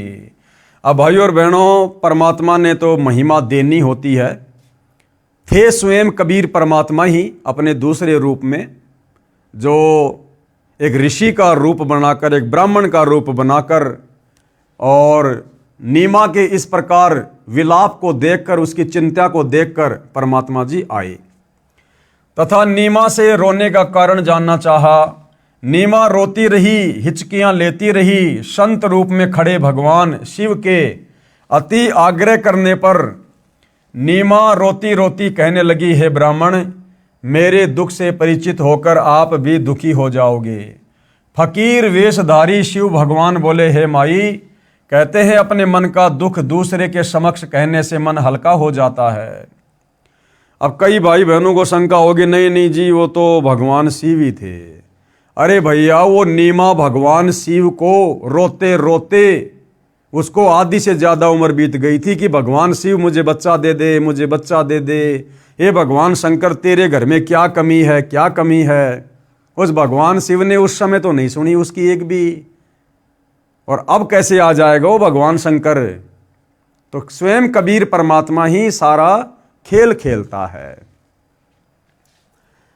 आपके कष्ट का निवारण करने की विधि भी प्राप्त हो जाए। आंखों में आंसू, जीविया लड़खड़ाते हुए गहरे सांस लेते हुए नीमा ने बताया, हे महात्मा जी, हम निसंतान थे। 25 दिन पहले हम दोनों पति पत्नी प्रतिदिन की तरह काशी में लहरतरा तालाब पर स्नान करने जा रहे थे। उस दिन ज्येष्ठ मास की शुक्ल पूर्णमासी की सुबह थी। रास्ते में मैंने अपने इष्ट भगवान शंकर से पुत्र प्राप्ति की हृदय से प्रार्थना की थी। मेरी पुकार सुनकर दीनदयाल भगवान शंकर जी ने उसी दिन एक बालक लहर तारा तालाब में कमल के फूल पर हमें दिया। अब ये तो भाई और बहनों नीमा के अपने विचार हैं। बच्चे को प्राप्त करके हमारे हर्ष का कोई ठिकाना नहीं रहा। ये हर्ष अधिक समय तक नहीं रहा। इस बच्चे ने दूध नहीं पिया। सब प्रयत्न करके हम थक चुके हैं। आज इस बच्चे को 25वां दिन है, कुछ भी आहार नहीं किया है। यह बालक मरेगा, इसके साथ ही मैं आत्महत्या करूंगी। मैं इसकी मृत्यु की प्रतीक्षा कर रही हूं। सारी रात्रि बैठकर तथा रो रो कर व्यतीत की है। मैं भगवान शंकर से प्रार्थना कर रही हूं कि हे भगवान, इससे अच्छा तो ये बालक ना देते। अब इस बच्चे में इतनी ममता हो गई है कि मैं इसके बिना जीवित नहीं रह सकूंगी। नीमा के मुख से सारी कथा सुनकर साधु रूपधारी भगवान शंकर ने कहा, आपका बालक मुझे दिखाइए। नीमा ने बालक को पालने से उठाकर ऋषि के समक्ष प्रस्तुत किया। दोनों प्रभुओं की आपस में दृष्टि मिली। भगवान शंकर जी ने शिशु कबीर जी को अपने हाथों में ग्रहण किया तथा मस्तिष्क की रेखाएं व हस्त रेखाएं देखकर बोले, नीमा, आपके बेटे की लंबी आयु है, ये मरने वाला नहीं है। देख कितना स्वस्थ है, कमल जैसा चेहरा खिला है। नीमा ने कहा, हे विप्रवर, बनावटी सांत्वना से मुझे संतोष होने वाला नहीं है। बच्चा दूध पिएगा तो मुझे सुख की सांस आएगी। 25 दिन के बालक का रूप धारण किए परमेश्वर कबीर जी ने भगवान शिव से कहा, हे भगवान, आप इन्हें कहो एक कंवारी गाय लाए। आप उस कंवारी गाय पर अपना आशीर्वाद भरा हस्त रखना, वह दूध देना प्रारंभ कर देगी। मैं उस कंवारी गाय का दूध पीऊंगा। वह गाय आजीवन बिना ब्याए अर्थात कुंवारी रहकर ही दूध दिया करेगी। उस दूध से मेरी परवरिश होगी। परमेश्वर कबीर जी तथा भगवान शंकर जी की 7 बार चर्चा हुई। शिवजी ने नीमा से कहा, आपका पति कहाँ है? नीमा ने अपने पति को पुकारा। वह भीगी आंखों से उपस्थित हुआ तथा ब्राह्मण को प्रणाम किया। ब्राह्मण ने कहा, नीरू, आप एक कंवारी गाय लाओ, वह दूध देगी। उस दूध को ये बालक पिएगा। नीरू कंवारी गाय ले आया तथा साथ में कुम्हार के घर से एक ताजा छोटा घड़ा यानी 4 किलोग्राम क्षमता का मिट्टी का पात्र भी लेकर आया। परमेश्वर कबीर जी के आदेश अनुसार विप्र रूपधारी शिव जी ने उस कंवारी गाय की पीठ पर हाथ मारा। जैसे थपकी लगाते हैं, गौ माता के थन लंबे लंबे हो गए तथा थनों से दूध की धार बह चली। नीरू को पहले ही वह पात्र थनों के नीचे रखने का आदेश दे रखा था। दूध का पात्र भरते ही थनों से दूध निकलना बंद हो गया। वह दूध शिशु रूपधारी परमेश्वर कबीर जी ने पिया। नीमा ने ब्राह्मण रूपधारी भगवान शिव के चरण लिए तथा कहा, आप तो साक्षात भगवान शिव के रूप हो। आपको भगवान शिव ने ही हमारी पुकार सुनकर भेजा है। अब देखो भाइयों और बहनों, एक और बहुत भयंकर काल का षड्यंत्र है आप और हम सभी जीवात्माओं को भ्रमित करने के लिए। इस काल ने अपने तीनों बेटों के जो नाम रखे हैं, ब्रह्मा, विष्णु और शिव, ये नाम भी भाइयों और बहनों कबीर परमात्मा के ही नाम हैं।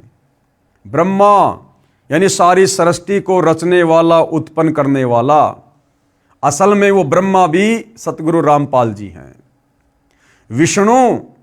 विष्णु का अर्थ आपने वेदों में देख लिया, कबीर परमात्मा जी के लिए है कि अग्ने तनुर असी, विष्णवे तवा सोमस्य तनुर असी, कबीर अंभारी असी, बंभारी असी, सवर ज्योति रितधाम आशी। यानी जो परमात्मा तीनों लोकों में प्रवेश करके सबका पालन पोषण करता है, वह वास्तव में विष्णु है। और शिव यानी अविनाशी सत्य परमात्मा, तो वो भी कबीर परमात्मा ही है। दूसरा, इसने जो अवतार भेजे हैं, उन अवतारों के नाम भी इस परमात्मा के नाम पर रख दिए ताकि दुनिया भ्रमित रहे। राम, असल में राम कौन है? कबीर परमात्मा है। कृष्ण, आप जब कृष्ण शब्द का अर्थ पढ़ेंगे, देखेंगे तो पता चलेगा सर्वाधिक आनंद देने वाला। तो असल में वो कृष्ण भी कबीर परमात्मा ही है। तो भाइयों और बहनों, ये सारे के सारे नाम जो इस काल ने अपने अवतारों के रखे हैं, अपने इन तीनों पुत्रों ब्रह्मा विष्णु महेश के रखे हैं, या आगे चलकर ऋषि मुनियों ने सहस्त्रनामा बना दिया, विष्णु सहस्त्रनामा, शंकर जी के बहुत सारे नाम रख दिए। ये सारे नाम कबीर परमेश्वर जी की उपमात्मक पदवी के नाम है, जो इस काल ने हम जीवों को धोखा देने के लिए रखवा दिए हैं। हम निर्धन व्यक्ति आपको क्या दक्षिणा दे सकते हैं? हे विप्र, 24 दिनों से हमने कोई कपड़ा भी नहीं बुना है। विप्र रूपधारी भगवान शंकर बोले। अब देखो भाइयों और बहनों, ऐसे पता चलता है कि वो शंकर जी नहीं थे, उस साधु के रूप में स्वयं कबीर परमात्मा ही थे। तो जब नीरू नीमा ने कहा कि हे साधु जी, हम आपको क्या दक्षिणा दे सकते हैं, 25 दिन से हमने तो कोई काम धंधा भी नहीं किया, हम तो गरीब आदमी हैं। तो साधु रूप में परमात्मा क्या बोले, क्या वाणी बोली परमात्मा ने? उस वाणी से हमें पता चलेगा कि साधु रूप में वो कौन थे। साधु भूखा भाव का, धन का भूखा नहीं, जो कोई धन का भूखा वो साधु भी नहीं। अब ये वाणी किसकी? कबीर परमेश्वर जी की। तो भाइयों और बहनों, स्वयं कबीर परमात्मा जी थे। इस वाणी को बोलकर फिर उन्होंने ये साबित कर दिया कि कोई शंकर वंकर जी नहीं थे, स्वयं कबीर परमात्मा ही थे। ये कहकर विप्र रूपधारी शिव जी ने वहां से प्रस्थान किया। विशेष वर्णन अध्याय ज्ञान सागर के पृष्ठ 74 तथा शवशम वेदबोध के पृष्ठ 134 पर भी है, जो इस प्रकार है, यानी कबीर सागर में लिखा हुआ है, कबीर सागर के ज्ञान सागर के पेज 74 पर।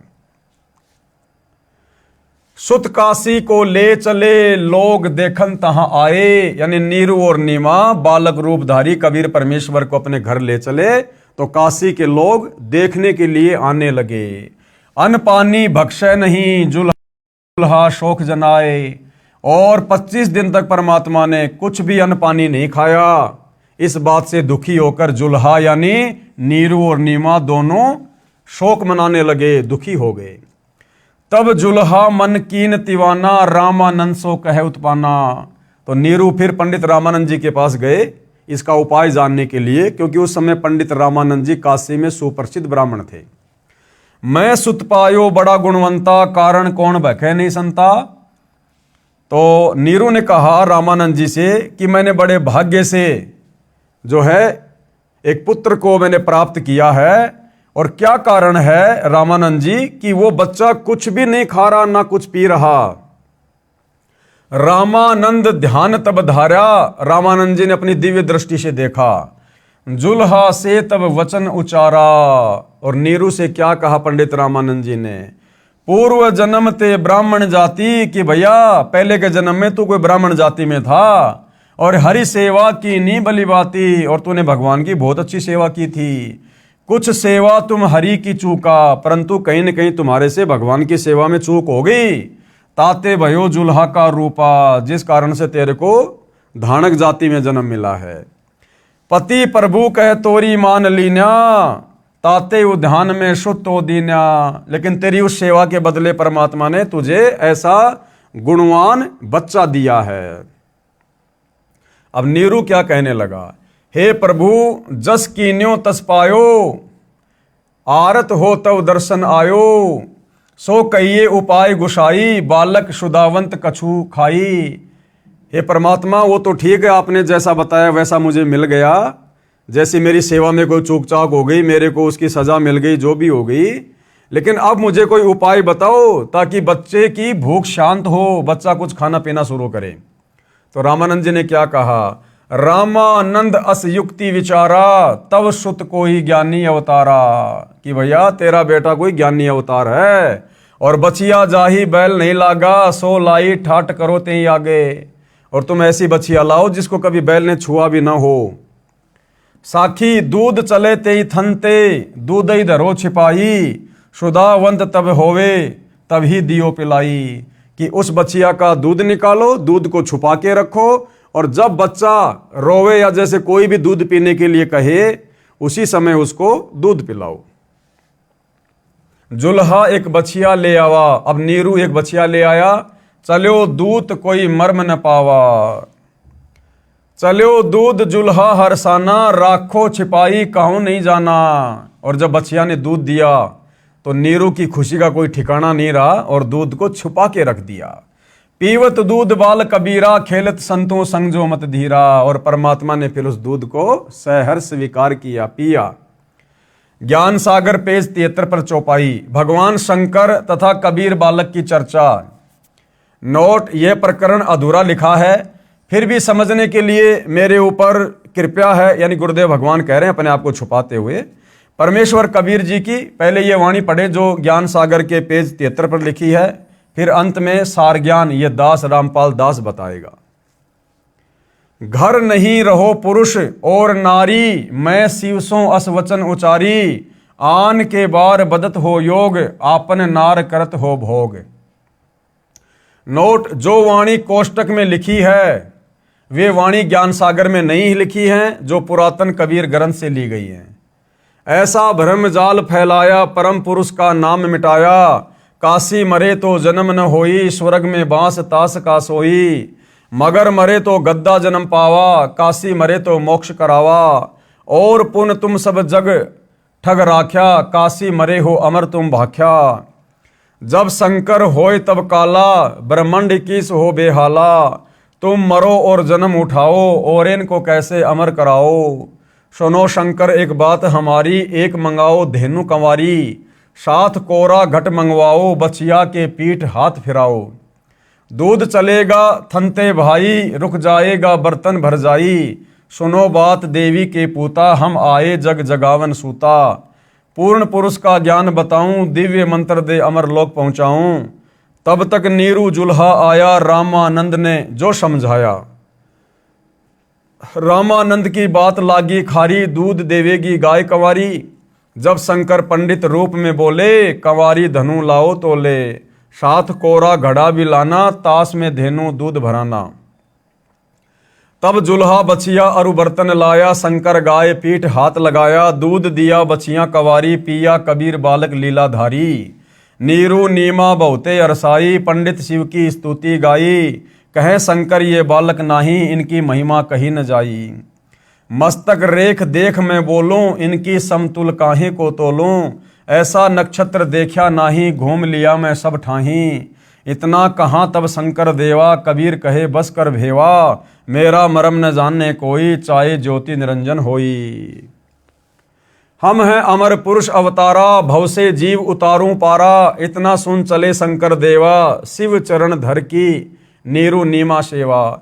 ए स्वामी मम भिक्षा लीजे, सब अपराध क्षमा हमरे कीजे। कह शंकर हम नहीं पंडित भिखारी, हम हैं शंकर त्रिपुरारी। साधु संत को भोजन कराना, तुम्हारे घर आए रहमाना।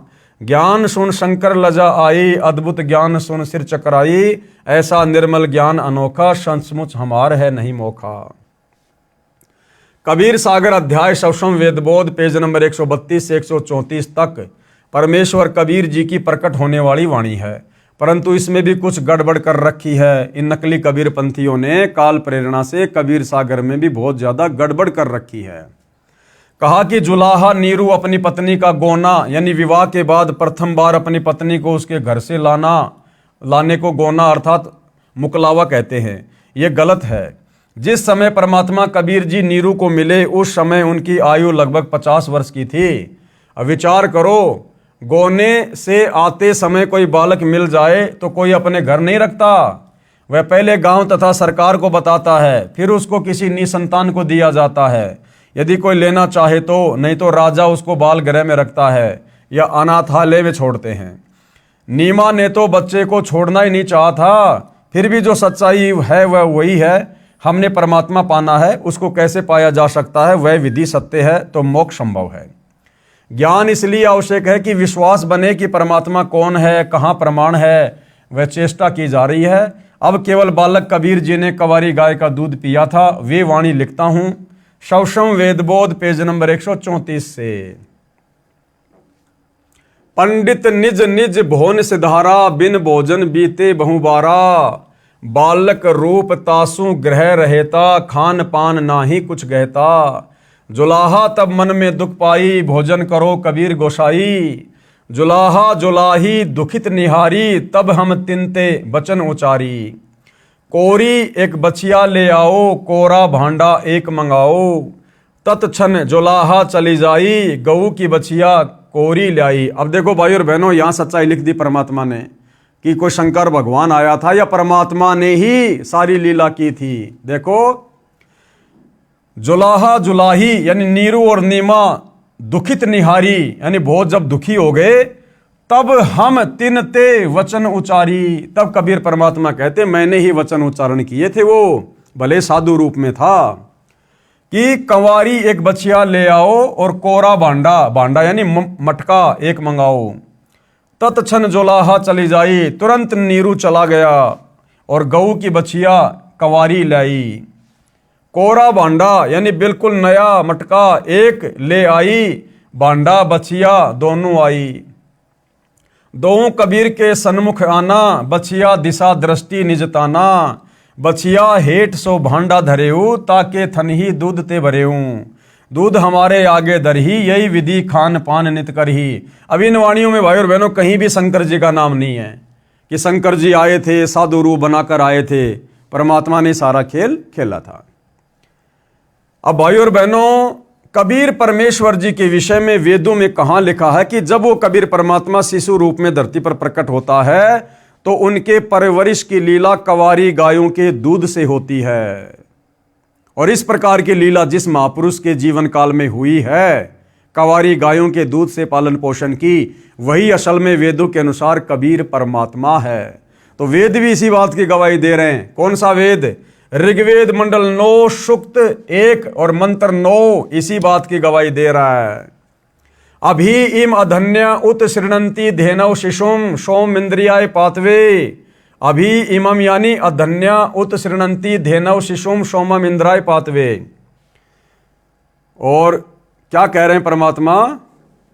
भावार्थ, पूर्ण परमात्मा अमर पुरुष जब लीला करता हुआ बालक रूप धारण करके स्वयं प्रकट होता है, सुख सुविधा के लिए जो आवश्यक पदार्थ शरीर वृद्धि के लिए चाहिए वह पूर्ति कंवारी गायों द्वारा की जाती है। अर्थात उस समय अधन्या धेनव यानी कंवारी गाय अपने आप दूध देती है, जिससे उस पूर्ण प्रभु की परवरिश होती है।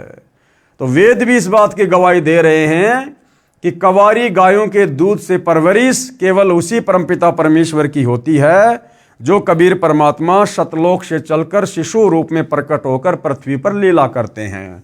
अन्य ब्रह्मा विष्णु महेश राम कृष्ण या अन्य किसी भी धर्म के किसी भी महापुरुष के जीवन काल में उनके बाल्य काल में जो उनकी परवरिश होती है वो इस प्रकार से नहीं होती है जिस प्रकार से वेदों में लिखी अपनी महिमा के अनुसार कबीर परमेश्वर जी की होती है।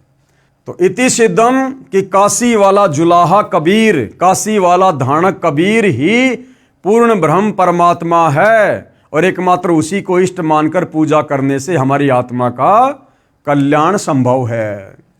अब नीरू को धन की प्राप्ति, क्योंकि काफी दिनों से महीने भर से नीरू ने कोई काम धाम नहीं किया, केवल बच्चे की चिंता में लगे रहे, जिस कारण से कुछ लोगों का उनके ऊपर उधार लेने के चलते कर्जा भी हो गया था। तो परमेश्वर ने क्या दया बख्शी उस परिवार के ऊपर। बालक की प्राप्ति से पूर्व दोनों जने पति पत्नी मिलकर कपड़ा बुनते थे। 25 दिन बच्चे की चिंता में कपड़ा बुनने का कोई कार्य न कर सके, जिस कारण से कुछ कर्ज नीरू को हो गया। कर्ज मांगने वाले भी उसी 25वें दिन आ गए तथा बुरी भली कहकर चले गए। कुछ दिन तक कर्ज न चुकाने पर यातना देने की धमकी सेठ ने दे डाली। अब देखो, बहुत सारे भाई बहन हैं, नया नया नाम लेते हैं, ज्ञान इतना सुनते नहीं हैं और बाद में कहते हैं कि भैया मेरा तो कर्जा नहीं उतर रहा, मेरा तो कर्जा नहीं उतर रहा, परमात्मा ये कर देते हैं वो कर देते हैं, मेरे ऊपर बहुत कर्जा है। देखो, जिसके घर में शिशु रूप में खुद कबीर भगवान आए, प्रकट हुए, और वो आत्माएं भी किस प्रकार से कर्जे में डूबी हुई थी, उनको भी लोग पैसे के लिए धमकी दे दे के जा रहे थे, धमकी दे दे के, जबकि उनकी झोपड़ी में सारी सृष्टि का पालन पोषण करने वाला, लोगों को सेठ बनाने वाला, राजा बनाने वाला, दुनिया को धन देने वाला वो कबीर परमात्मा विराजमान था। तो भाई और बहनों, ये भक्ति ज्ञान आधार की है। अगर परमात्मा की शरण में है, मर्यादा में रह के भक्ति कर रहे हैं, नेक नीति ईमानदारी से जैसा भी छोटा मोटा काम धंधा कर रहे हैं और लोगों से पैसा लिया हुआ है, यदि वापस लौटाने की हमारी नीयत है तो भाई और बहनों, कोई फांसी नहीं तोड़ देगा, कोई मर्डर नहीं कर देगा। हम परमात्मा की शरण में हैं, सबकी बुद्धि परमात्मा के हाथ में है। इसलिए हमने धैर्य पूर्वक इस ज्ञान को अच्छे से समझकर भक्ति और भगवान में किसी प्रकार का दोष प्रकट ना करते हुए हमने भक्ति पे लगे रहना है। धीरे धीरे सारे कार्य परमात्मा अवश्य ठीक करता है। दोनों पति पत्नी अति चिंतित हो गए, अपने बुरे कर्मों को कोसने लगे। एक चिंता का समाधान होता है, दूसरी तैयार हो जाती है। देख लो भाई, एक चिंता का समाधान हुआ, कबीर परमात्मा ने दूध पीना शुरू किया तो दूसरी चिंता आ गई कि अब इनका कर्जा कहां से दें, ये मांगने वाले धमकी दे रहे हैं, परेशान कर रहे हैं, मारेंगे पीटेंगे। तो भैया आप और हमने भी विचार करना चाहिए। आप और हम तो केवल भगवान की भक्ति कर रहे हैं, इनके तो घर में भगवान था, फिर भी आगे से आगे टेंशन और चिंता। तो भाई और बहनों, हमने इतना ज़्यादा चिंतित ना होकर परमेश्वर में जो है ध्यान ही लगाना चाहिए। परमेश्वर की भक्ति से ही सारी चिंताएं धीरे धीरे, गुरुदेव कहते हैं, समाप्त होती हैं। माता पिता को चिंतित देख बालक बोला, हे माता पिता आप चिंता ना करो, आपको प्रतिदिन एक सोने की मोहर 10 ग्राम सोना पालने के बिछोने के नीचे मिलेगा। अब कोई ये ना सोचे कि भगवान मुझे भी इसी प्रकार से रोजाना 1 ग्राम सोना दे देगा।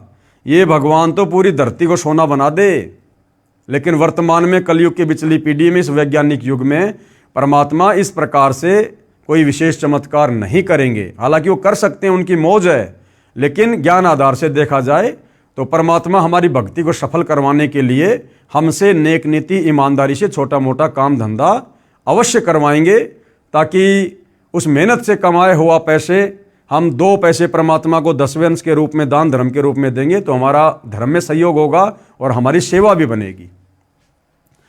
आप अपना कर्ज उतार कर अपना तथा गऊ का खर्च निकालकर शेष बचे धन को धर्म कर्म में लगाना।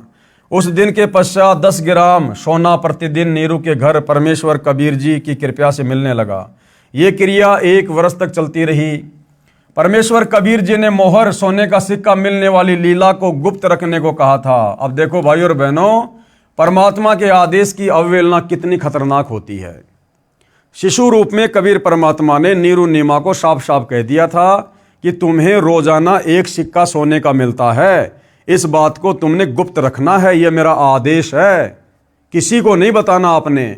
और इस बात का उन्होंने उस समय खुलासा कर दिया जब एक बार उनकी झोपड़ी पर उनके कोई परिचित आए, और उसी दिन से भाई और बहनों परमात्मा ने वो 1 सिक्का सोना देना बंद कर दिया, क्योंकि उन्होंने परमात्मा के वचन की अवहेलना कर दी। तो इसी प्रकार भाई और बहनों, वर्तमान में गुरुदेव भगवान ने, उसी कबीर परमेश्वर ने इस भक्ति को देते समय हमें जो नियम बताए हैं, जो मर्यादाएं बताई हैं, सत्संगों में जो उन्होंने हमें आदेश दिए हैं, यदि हम उनके उन वचनों की अवहेलना करेंगे तो हमारे साथ भी वैसा ही होगा। ये क्रिया 1 वर्ष तक चलती रही। परमेश्वर कबीर जी ने मोहर सोने का सिक्का मिलने वाली लीला को गुप्त रखने को कहा था। एक दिन नीमा की प्रिय सखी उसी समय नीरू के घर पर आई, जिस समय वह कबीर जी को जगाने का प्रयत्न कर रही थी। नीमा की सखी ने वह सोने की मोहर देख ली तथा बोली, इतना सोना आपके पास कैसे आया? नीमा ने अपनी प्रिय सखी से सर्व गुप्त भेद कह सुनाया कि हमें तो 1 वर्ष से ये मोहर प्रतिदिन प्राप्त हो रही है। हमारे घर पर भाग्यशाली लड़का कबीर जब से आया है, हम तो आनंद से रहते हैं। अगले दिन ही सोना मिलना बंद हो गया। भाई जो गुरु वचन पर डट गए, कट गए फंद 84 के। तो नीरू और नीमा ने सतगुरु के वचन को तोड़ दिया, उनके वचन की अवहेलना कर दी, उनके आदेश की अवहेलना कर दी। अब देखो भाई और बहनों, वचन तोड़ना, परमेश्वर के वचन की अवहेलना करना सबसे बड़ा दोष है।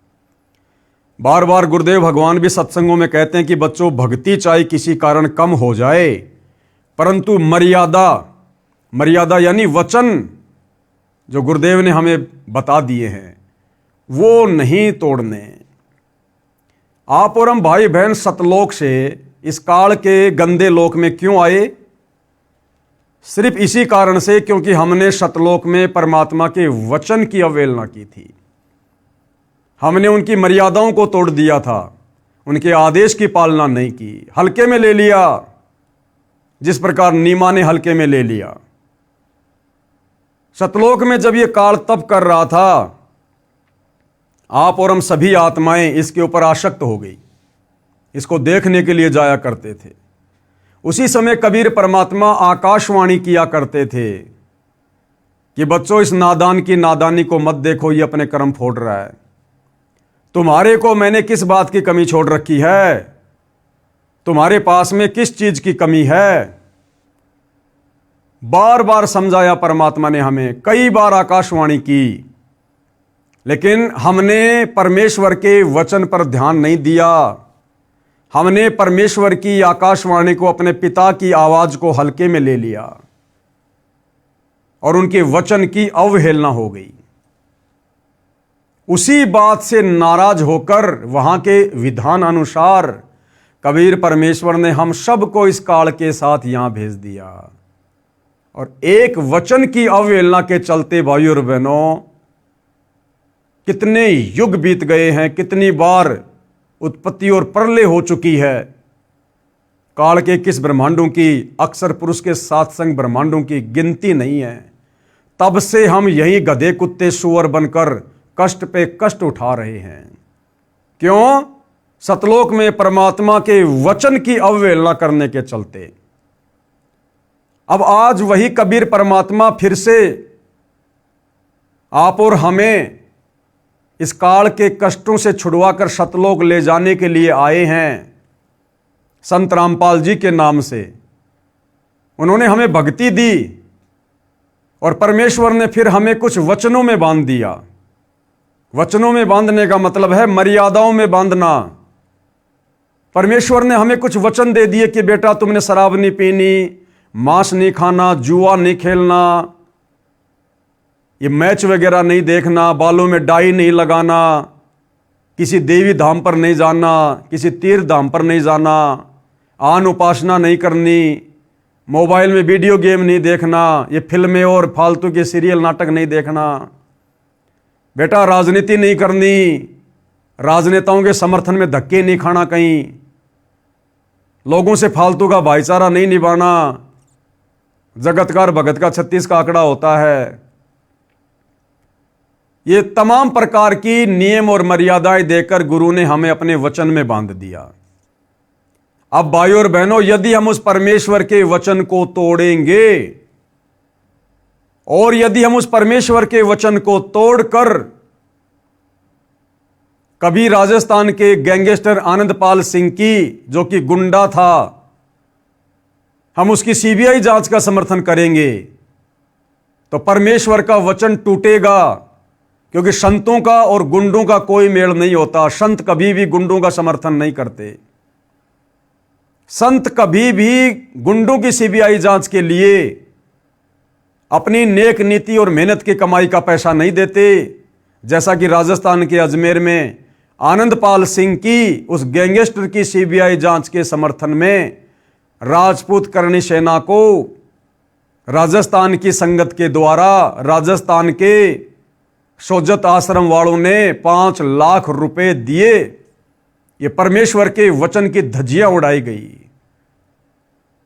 उसके बाद हरियाणा के जाट आरक्षण में सतलोक आश्रम धनाना वालों के द्वारा लाखों की संख्या में संत रामपाल जी के भक्तों को धरनों पर बैठा दिया गया और ज्योति पाठ और दान धर्म का रुपया जो केवल अपने गुरुदेव के हाथों में दिया जाता है, सुपात्र को, जाट आरक्षण में उन कुपात्रों के हाथों में करोड़ों में दिया गया। करोड़ों में, कभी 11 लाख, कभी 25 लाख, कभी 5 लाख। और परमेश्वर के वचन की धज्जियां उड़ाई गई। हरियाणा के सोनीपत के गोहाना में जाट धर्मशाला का 5वां फ्लोर सतलोक आश्रम धनाना वालों ने बनवाकर, गुरुदेव के कलयुगी परिवार ने बनवाकर लगभग 1 करोड़ रुपया उस धर्मशाला में लगाया भक्तों के ज्योति पाठ और दान का। परमेश्वर के वचन की धज्जियां उड़ाई गई। अयोध्या के राम मंदिर में, वो राम मंदिर आन उपासना का केंद्र, वहां आने वाले लोग आन उपासी, और वहां जाकर सतलोक आश्रम वालों ने 1 महीने का भंडारा लगाया, आन उपासना को बढ़ावा दिया, परमेश्वर के वचन की धज्जियां उड़ाई गई। गांव धनाना में बैडमिंटन का स्टेडियम बनाया गया, जबकि गुरु का आदेश है मोबाइल में भी वीडियो गेम नहीं खेलना और देखना। और सतलोक आश्रम धनाना वालों ने, गुरुदेव के कलयुगी परिवार ने करोड़ों रुपए की लागत से धनाना गांव में बैडमिंटन का स्टेडियम बना के दे दिया गांव वालों को। परमेश्वर के वचन की धज्जियां उड़ाई गई। परमात्मा कहते हैं 100 वर्ष सतगुरु की पूजा, एक दिन आन उपासी, वो अपराधी आत्मा फिर पड़े काल की फांसी। सतलोक आश्रम धनाना वालों ने, गुरुदेव के परिवार ने 500 हरियाणा रोडवेज की बसों में भक्तों को बैठाकर आन उपासना के तहत रोहतक के पैरावर में परशुराम की जयंती के दिन कम से कम 50,000 संगत को वहां मुख्यमंत्री की रैली में बैठा दिया। परमेश्वर के वचन की धज्जियां उड़ाई गई। हाल ही कुछ दिन पहले हिसार की जाट धर्मशाला में एक समाज सेवी छोटू राम की जयंती मनाई गई, और परमात्मा ने हमें मना किया है किसी मरे हुए व्यक्ति की जयंती पर, उसकी पुण्यतिथि पर, उसकी बरसी पर, उसकी यादगार पर हम लोगों ने नहीं जाना है। हमने मुर्दों की पूजा नहीं करनी। लेकिन सतलोक आश्रम वालों ने, गुरुदेव के परिवार वालों ने झूठे मान सम्मान के चक्कर में हिसार की जाट धर्मशाला में और छोटू राम की जयंती पर जाकर खुद भी मर्यादा तोड़ी, संगत से भी मर्यादा तोड़वाई।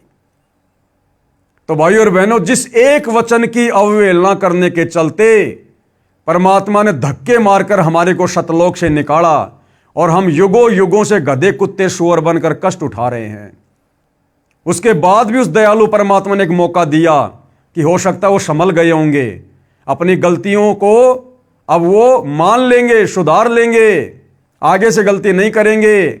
फिर से परमेश्वर धरती पर रामपाल जी के रूप में प्रकट होकर आए हैं, और अब हम उनके वचनों की धज्जियां उड़ा रहे हैं। उन्होंने हमें हर प्रकार से अवगत करवा दिया कि तुमने क्या गलती करी थी, जिस कारण से तुम यहां पटके गए, और फिर से हम वही गलतियां कर रहे हैं, जानबूझ के गलतियां कर रहे हैं। तो भाइयों और बहनों, अभी सतलोक जाने की तमन्ना नहीं है, अभी सतलोक जाने की इच्छा नहीं है। जो लोग इस प्रकार के वचन तोड़ रहे हैं, और जो संगत वचन तोड़ने वालों का दान धर्म देकर या वहां जाकर शारीरिक रूप से सहयोग कर रही है। तो भाइयों और बहनों, परमेश्वर के वचन की अवहेलना करना कितना खतरनाक होता है, ये आने वाले समय में इन सतलोक आश्रमों से जुड़े भाई बहनों को पता चलेगा। तो नीमा ने परमेश्वर के वचन की अवहेलना कर दी और अपनी सखी को सारा भेद बता दिया कि हमें तो 1 साल से प्रतिदिन 10 ग्राम सोना मिल रहा है। अगले ही दिन सोना मिलना बंद हो गया। नीरू तथा नीमा दोनों मिलकर कपड़ा बुनकर अपने परिवार का पालन पोषण करने लगे।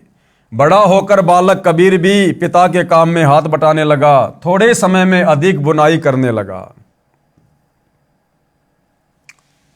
अब आगे परमात्मा हमें बता रहे कि ऋषि रामानंद सेऊ, सम्मन तथा नेकी व कमाली के पूर्व जन्मों का ज्ञान, जो कथाएं गुरुदेव भगवान हमें सुनाते हैं, ऋषि रामानंद जी की, सेऊ की, सम्मन की और नेकी तथा कमाली की, तो इनके पूर्व जन्मों का क्या इतिहास है, पहले इनके और मनुष्य जन्म कौन कौन से थे, उनकी जानकारी परमात्मा हमें दे रहे हैं।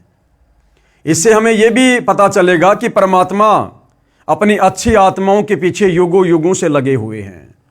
उन्हें भक्ति देकर रिचार्ज करके कलयुग की पिछली पीढ़ी तक मनुष्य जन्म दे देकर लेकर आते हैं।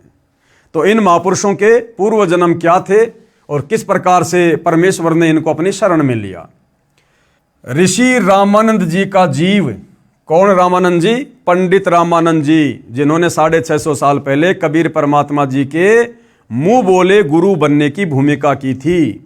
ये जो पंडित रामानंद जी था, ये सतयुग में विद्याधर नाम का ब्राह्मण था, और इसी के घर में परमात्मा जी आए थे शिशु रूप में।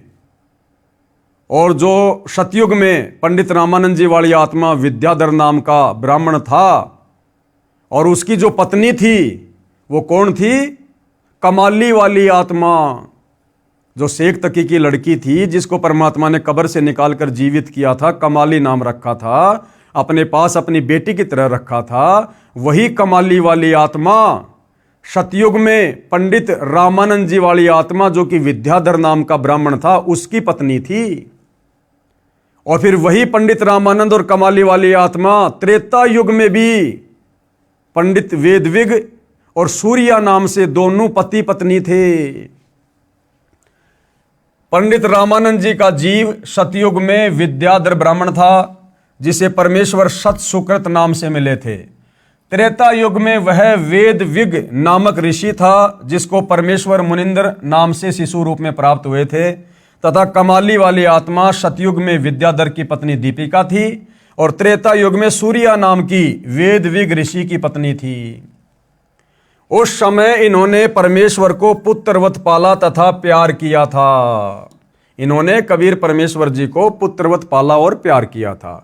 उसी के पुण्य के कारण ये आत्माएं परमात्मा को चाहने वाली थी, और अपनी चाहने वाली आत्माओं के लिए परमात्मा यहां भटकता रहता है। कलयुग में भी इनका परमेश्वर के प्रति अटूट विश्वास था। ऋषि रामानंद व कमाली वाली आत्माएं ही सतयुग में ब्राह्मण विद्याधर तथा ब्राह्मणी दीपिका वाली आत्माएं थी, जिन्हें ससुराल से आते समय कबीर परमेश्वर एक तालाब में कमल के फूल पर शिशु रूप में मिले थे। यही आत्माएं त्रेता युग में वेदविग तथा सूर्या ऋषि दंपत्ति थे, जिन्हें परमेश्वर शिशु रूप में प्राप्त हुए थे। अब सम्मन तथा नेकी वाली आत्माएं, अब सम्मन और नेकी वाली आत्माएं कौन थी? पहले उनके क्या क्या जन्म थे? सम्मन तथा नेकी वाली आत्माएं द्वापर युग में काणु वाल्मीकि तथा उसकी पत्नी गोदावरी थी। काणु वाल्मीकि तथा उसकी पत्नी गोदावरी थी, जिन्होंने द्वापर युग में परमेश्वर कबीर जी का शिशु रूप में पालन किया था। उसी पुण्य के फलस्वरूप परमेश्वर ने उन्हें अपनी शरण में लिया। अब द्वापर युग में कबीर परमात्मा ने जो शिशु रूप में प्रकट होने की लीला की थी, और उस समय काणु वाल्मीकि तथा उसकी पत्नी गोदावरी ने जो परमात्मा जी का पालन पोषण किया था, वो आत्माएं कौन थी? वो कालू वाल्मीकि आगे चलकर कौन बना? सम्मन। और उसकी पत्नी गोदावरी आगे चलकर क्या बनी? नेकी। सम्मन और नेकी वाली आत्मा द्वापर युग में काणु वाल्मीकि तथा गोदावरी के रूप में थे, जिन्होंने परमात्मा के पालन पोषण की जो है लीला के तहत उन्होंने सेवा प्राप्त की थी। जिन्होंने द्वापर युग में परमेश्वर कबीर जी का शिशु रूप में लालन पालन किया था, उसी पुण्य के फलस्वरूप परमेश्वर ने उन्हें अपनी शरण में लिया था। और ये सेऊ कौन था? जो सम्मन और नेकी का बेटा सेऊ था, ये द्वापर में कौन था? इसका भी परमात्मा इतिहास बता रहे हैं। सेऊ यानी शिव वाली आत्मा द्वापर में ही एक गंगेश्वर नामक ब्राह्मण का पुत्र गणेश था। सेऊ की आत्मा द्वापर युग में एक गंगेश्वर नाम का ब्राह्मण था, जिसका बेटा था, और क्या नाम था? गणेश। और ये जो गंगेश्वर था, ये परमात्मा का घोर विरोधी था। ये परमात्मा जी का घोर विरोधी था, गंगेश्वर नाम का ब्राह्मण द्वापर युग में, जिसका बेटा गणेश था, जो आगे चलकर सेऊ के रूप में जन्मा। और वो जो गंगेश्वर था, जो द्वापर में परमात्मा का विरोध किया करता था, वो फिर आगे चलकर शेख तकी बना। सिकंदर लोदी का धार्मिक गुरु बना शेख तकी। एक गंगेश्वर नामक ब्राह्मण का पुत्र गणेश था। कौन? सेऊ द्वापर में, जिसने अपने पिता के घोर विरोध के पश्चात भी मेरे उपदेश को नहीं त्यागा था। तथा गंगेश्वर ब्राह्मण वाली आत्मा कलयुग में शेख तकी बना। वह द्वापर युग से ही परमेश्वर का विरोधी था। गंगेश्वर वाली आत्मा शेख तकी को काल ब्रह्म ने फिर से प्रेरित किया कर्म फुड़वाने के लिए, जिस कारण से शेख तकी यानी गंगेश्वर ने परमेश्वर कबीर जी का शत्रु बना, और भगत श्री काणु तथा गोदावरी का गणेश माता पिता तुल्य सम्मान करता था।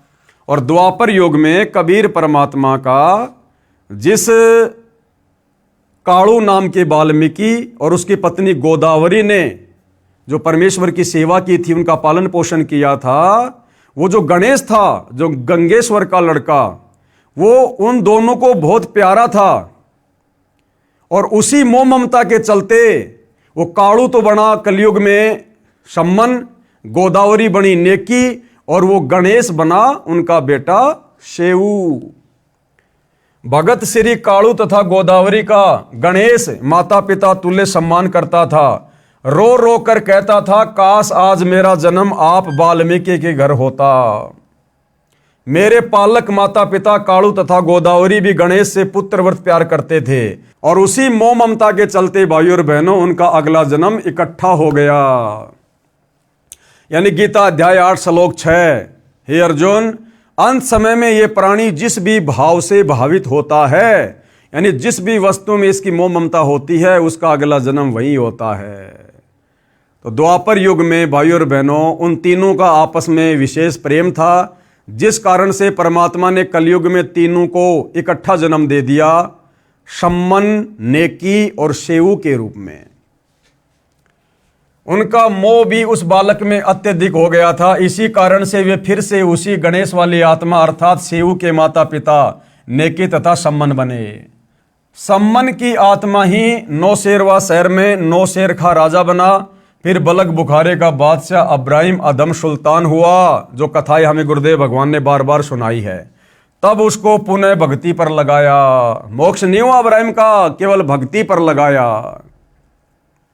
आगे परमेश्वर की लीला के तहत शिशु रूप में जब काजी मुसलमान परमेश्वर की सुन्नत करने के लिए आए, जो मुसलमान धर्म में एक रिवाज है बच्चे की सुन्नत करने का, तो जब मुसलमान शिशु रूपधारी परमेश्वर कबीर जी की सुन्नत करने लगे, तो परमेश्वर जी ने क्या लीला की, इस सत्यनारायण कथा के तहत हम पढ़ेंगे। शिशु कबीर की सुन्नत करने का असफल प्रयास। शिशु रूपधारी कबीर देव की सुन्नत करने का समय आया तो पूरा जन समूह संबंधियों का इकट्ठा हो गया। नाई जब शिशु कबीर के लिंग को सुन्नत करने के लिए कैंची लेकर गया, तो परमेश्वर ने अपने लिंग के साथ एक लिंग और बना लिया, लीला की परमात्मा ने। फिर उस सुन्नत करने को तैयार व्यक्ति की आंखों के सामने 3 लिंग और बढ़ते दिखाई दिए। कुल 5 लिंग एक बालक के देखकर वह सुन्नत करने वाला आश्चर्य में पड़ गया। तब कबीर जी शिशु रूप में बोले, भैया एक ही लिंग की सुन्नत करने का विधान है ना तुम्हारे मुसलमान धर्म में। बोला शेष 4 की सुन्नत कहां करनी है, जल्दी बोल। और शिशु को ऐसा बोलते सुनकर तथा 5 लिंग बालक के देखकर नाई ने अन्य उपस्थित व्यक्तियों को बुलाकर वह अद्भुत दृश्य दिखाया। यानी परमात्मा ने इस भ्रमणा को तोड़ना था कि नादानो, अगर ये सुन्नत करने का विधान अगर परमात्मा का होता तो क्या परमात्मा माँ के पेट से सुन्नत करके नहीं भेजता बाहर? तुम लोगों ने अपनी मनमुखी धारणा बना रखी है। ये सभी उपस्थित जन समूह ये देखकर अचंभित हो गया, आपस में चर्चा करने लगे, ये अल्लाह का कैसा कमाल है। एक बच्चे को 5 पुरुष लिंग ये देखकर बिना सुन्नत किए ही चला गया। बच्चे के 5 लिंग होने की बात जब नीरू व नीमा को पता चला तो कहने लगे, आप क्या कह रहे हो, ये नहीं हो सकता। दोनों बालक के पास गए तो शिशु को केवल एक ही पुरुष लिंग था, 5 नहीं थे। परमात्मा ने फिर से अपनी लीला समेट ली। तब उन दोनों ने उन उपस्थित व्यक्तियों से कहा, आप क्या कह रहे थे, देखो कहाँ है बच्चे के 5 लिंग, केवल एक ही है। उपस्थित सारे व्यक्तियों ने पहले आंखों देखे थे 5 पुरुष लिंग तथा उस समय केवल एक ही लिंग यानी पेशाब इंद्री को देखकर आश्चर्यचकित हो गए। तब शिशु रूपधारी परमेश्वर बोले, हे भोले लोगों, आप लड़के का लिंग किस लिए काटते हो? क्या लड़के को बनाने में अल्लाह यानी परमेश्वर ने चूक कर दी जिसे आप ठीक करते हो? क्या आप परमेश्वर से भी बढ़कर हो? यदि आप लड़के के लिंग की चमड़ी आगे से काटकर सुन्नत करके उसे मुसलमान बनाते हो तो लड़की को मुसलमान कैसे बनाओगे? भैया लड़के को तो तुमने पेशाब इंद्री की आगे से थोड़ी सी खाल काटकर मुसलमान बना दिया, तो तुम्हारा लड़का तो बन गया मुसलमान है। लेकिन जो लड़की पैदा होती है उसका क्या काट कर मुसलमान बनाओगे? इस गलत धारणा का परमात्मा ने खंडन किया इस प्रकार की लीला करके। यदि मुसलमान धर्म के व्यक्ति अन्य धर्मों के व्यक्तियों से भिन्न होते तो परमात्मा ही सुन्नत करके लड़के को जन्म देता। हे भोले इंसानों, परमेश्वर के सब प्राणी हैं। कोई वर्तमान में मुसलमान समुदाय में जन्मा है तो वह मृत्यु उपरांत हिंदू या ईसाई धर्म में भी जन्म ले सकता है। इसी प्रकार अन्य धर्मों में जन्मे व्यक्ति भी मुसलमान धर्म व अन्य धर्म में जन्म लेते हैं। ये धर्म की दीवारें खड़ी करके आपसी भाईचारा नष्ट मत करो। ये सब काल ब्रह्म की चाल है जो ये धर्म बनवा दिए, जातियां बनवा दी। अन्यथा सतयुग त्रेता द्वापर में कोई धर्म नहीं था, लेकिन इस कलयुग में काल और परमात्मा का पहले से एग्रीमेंट हो चुका था।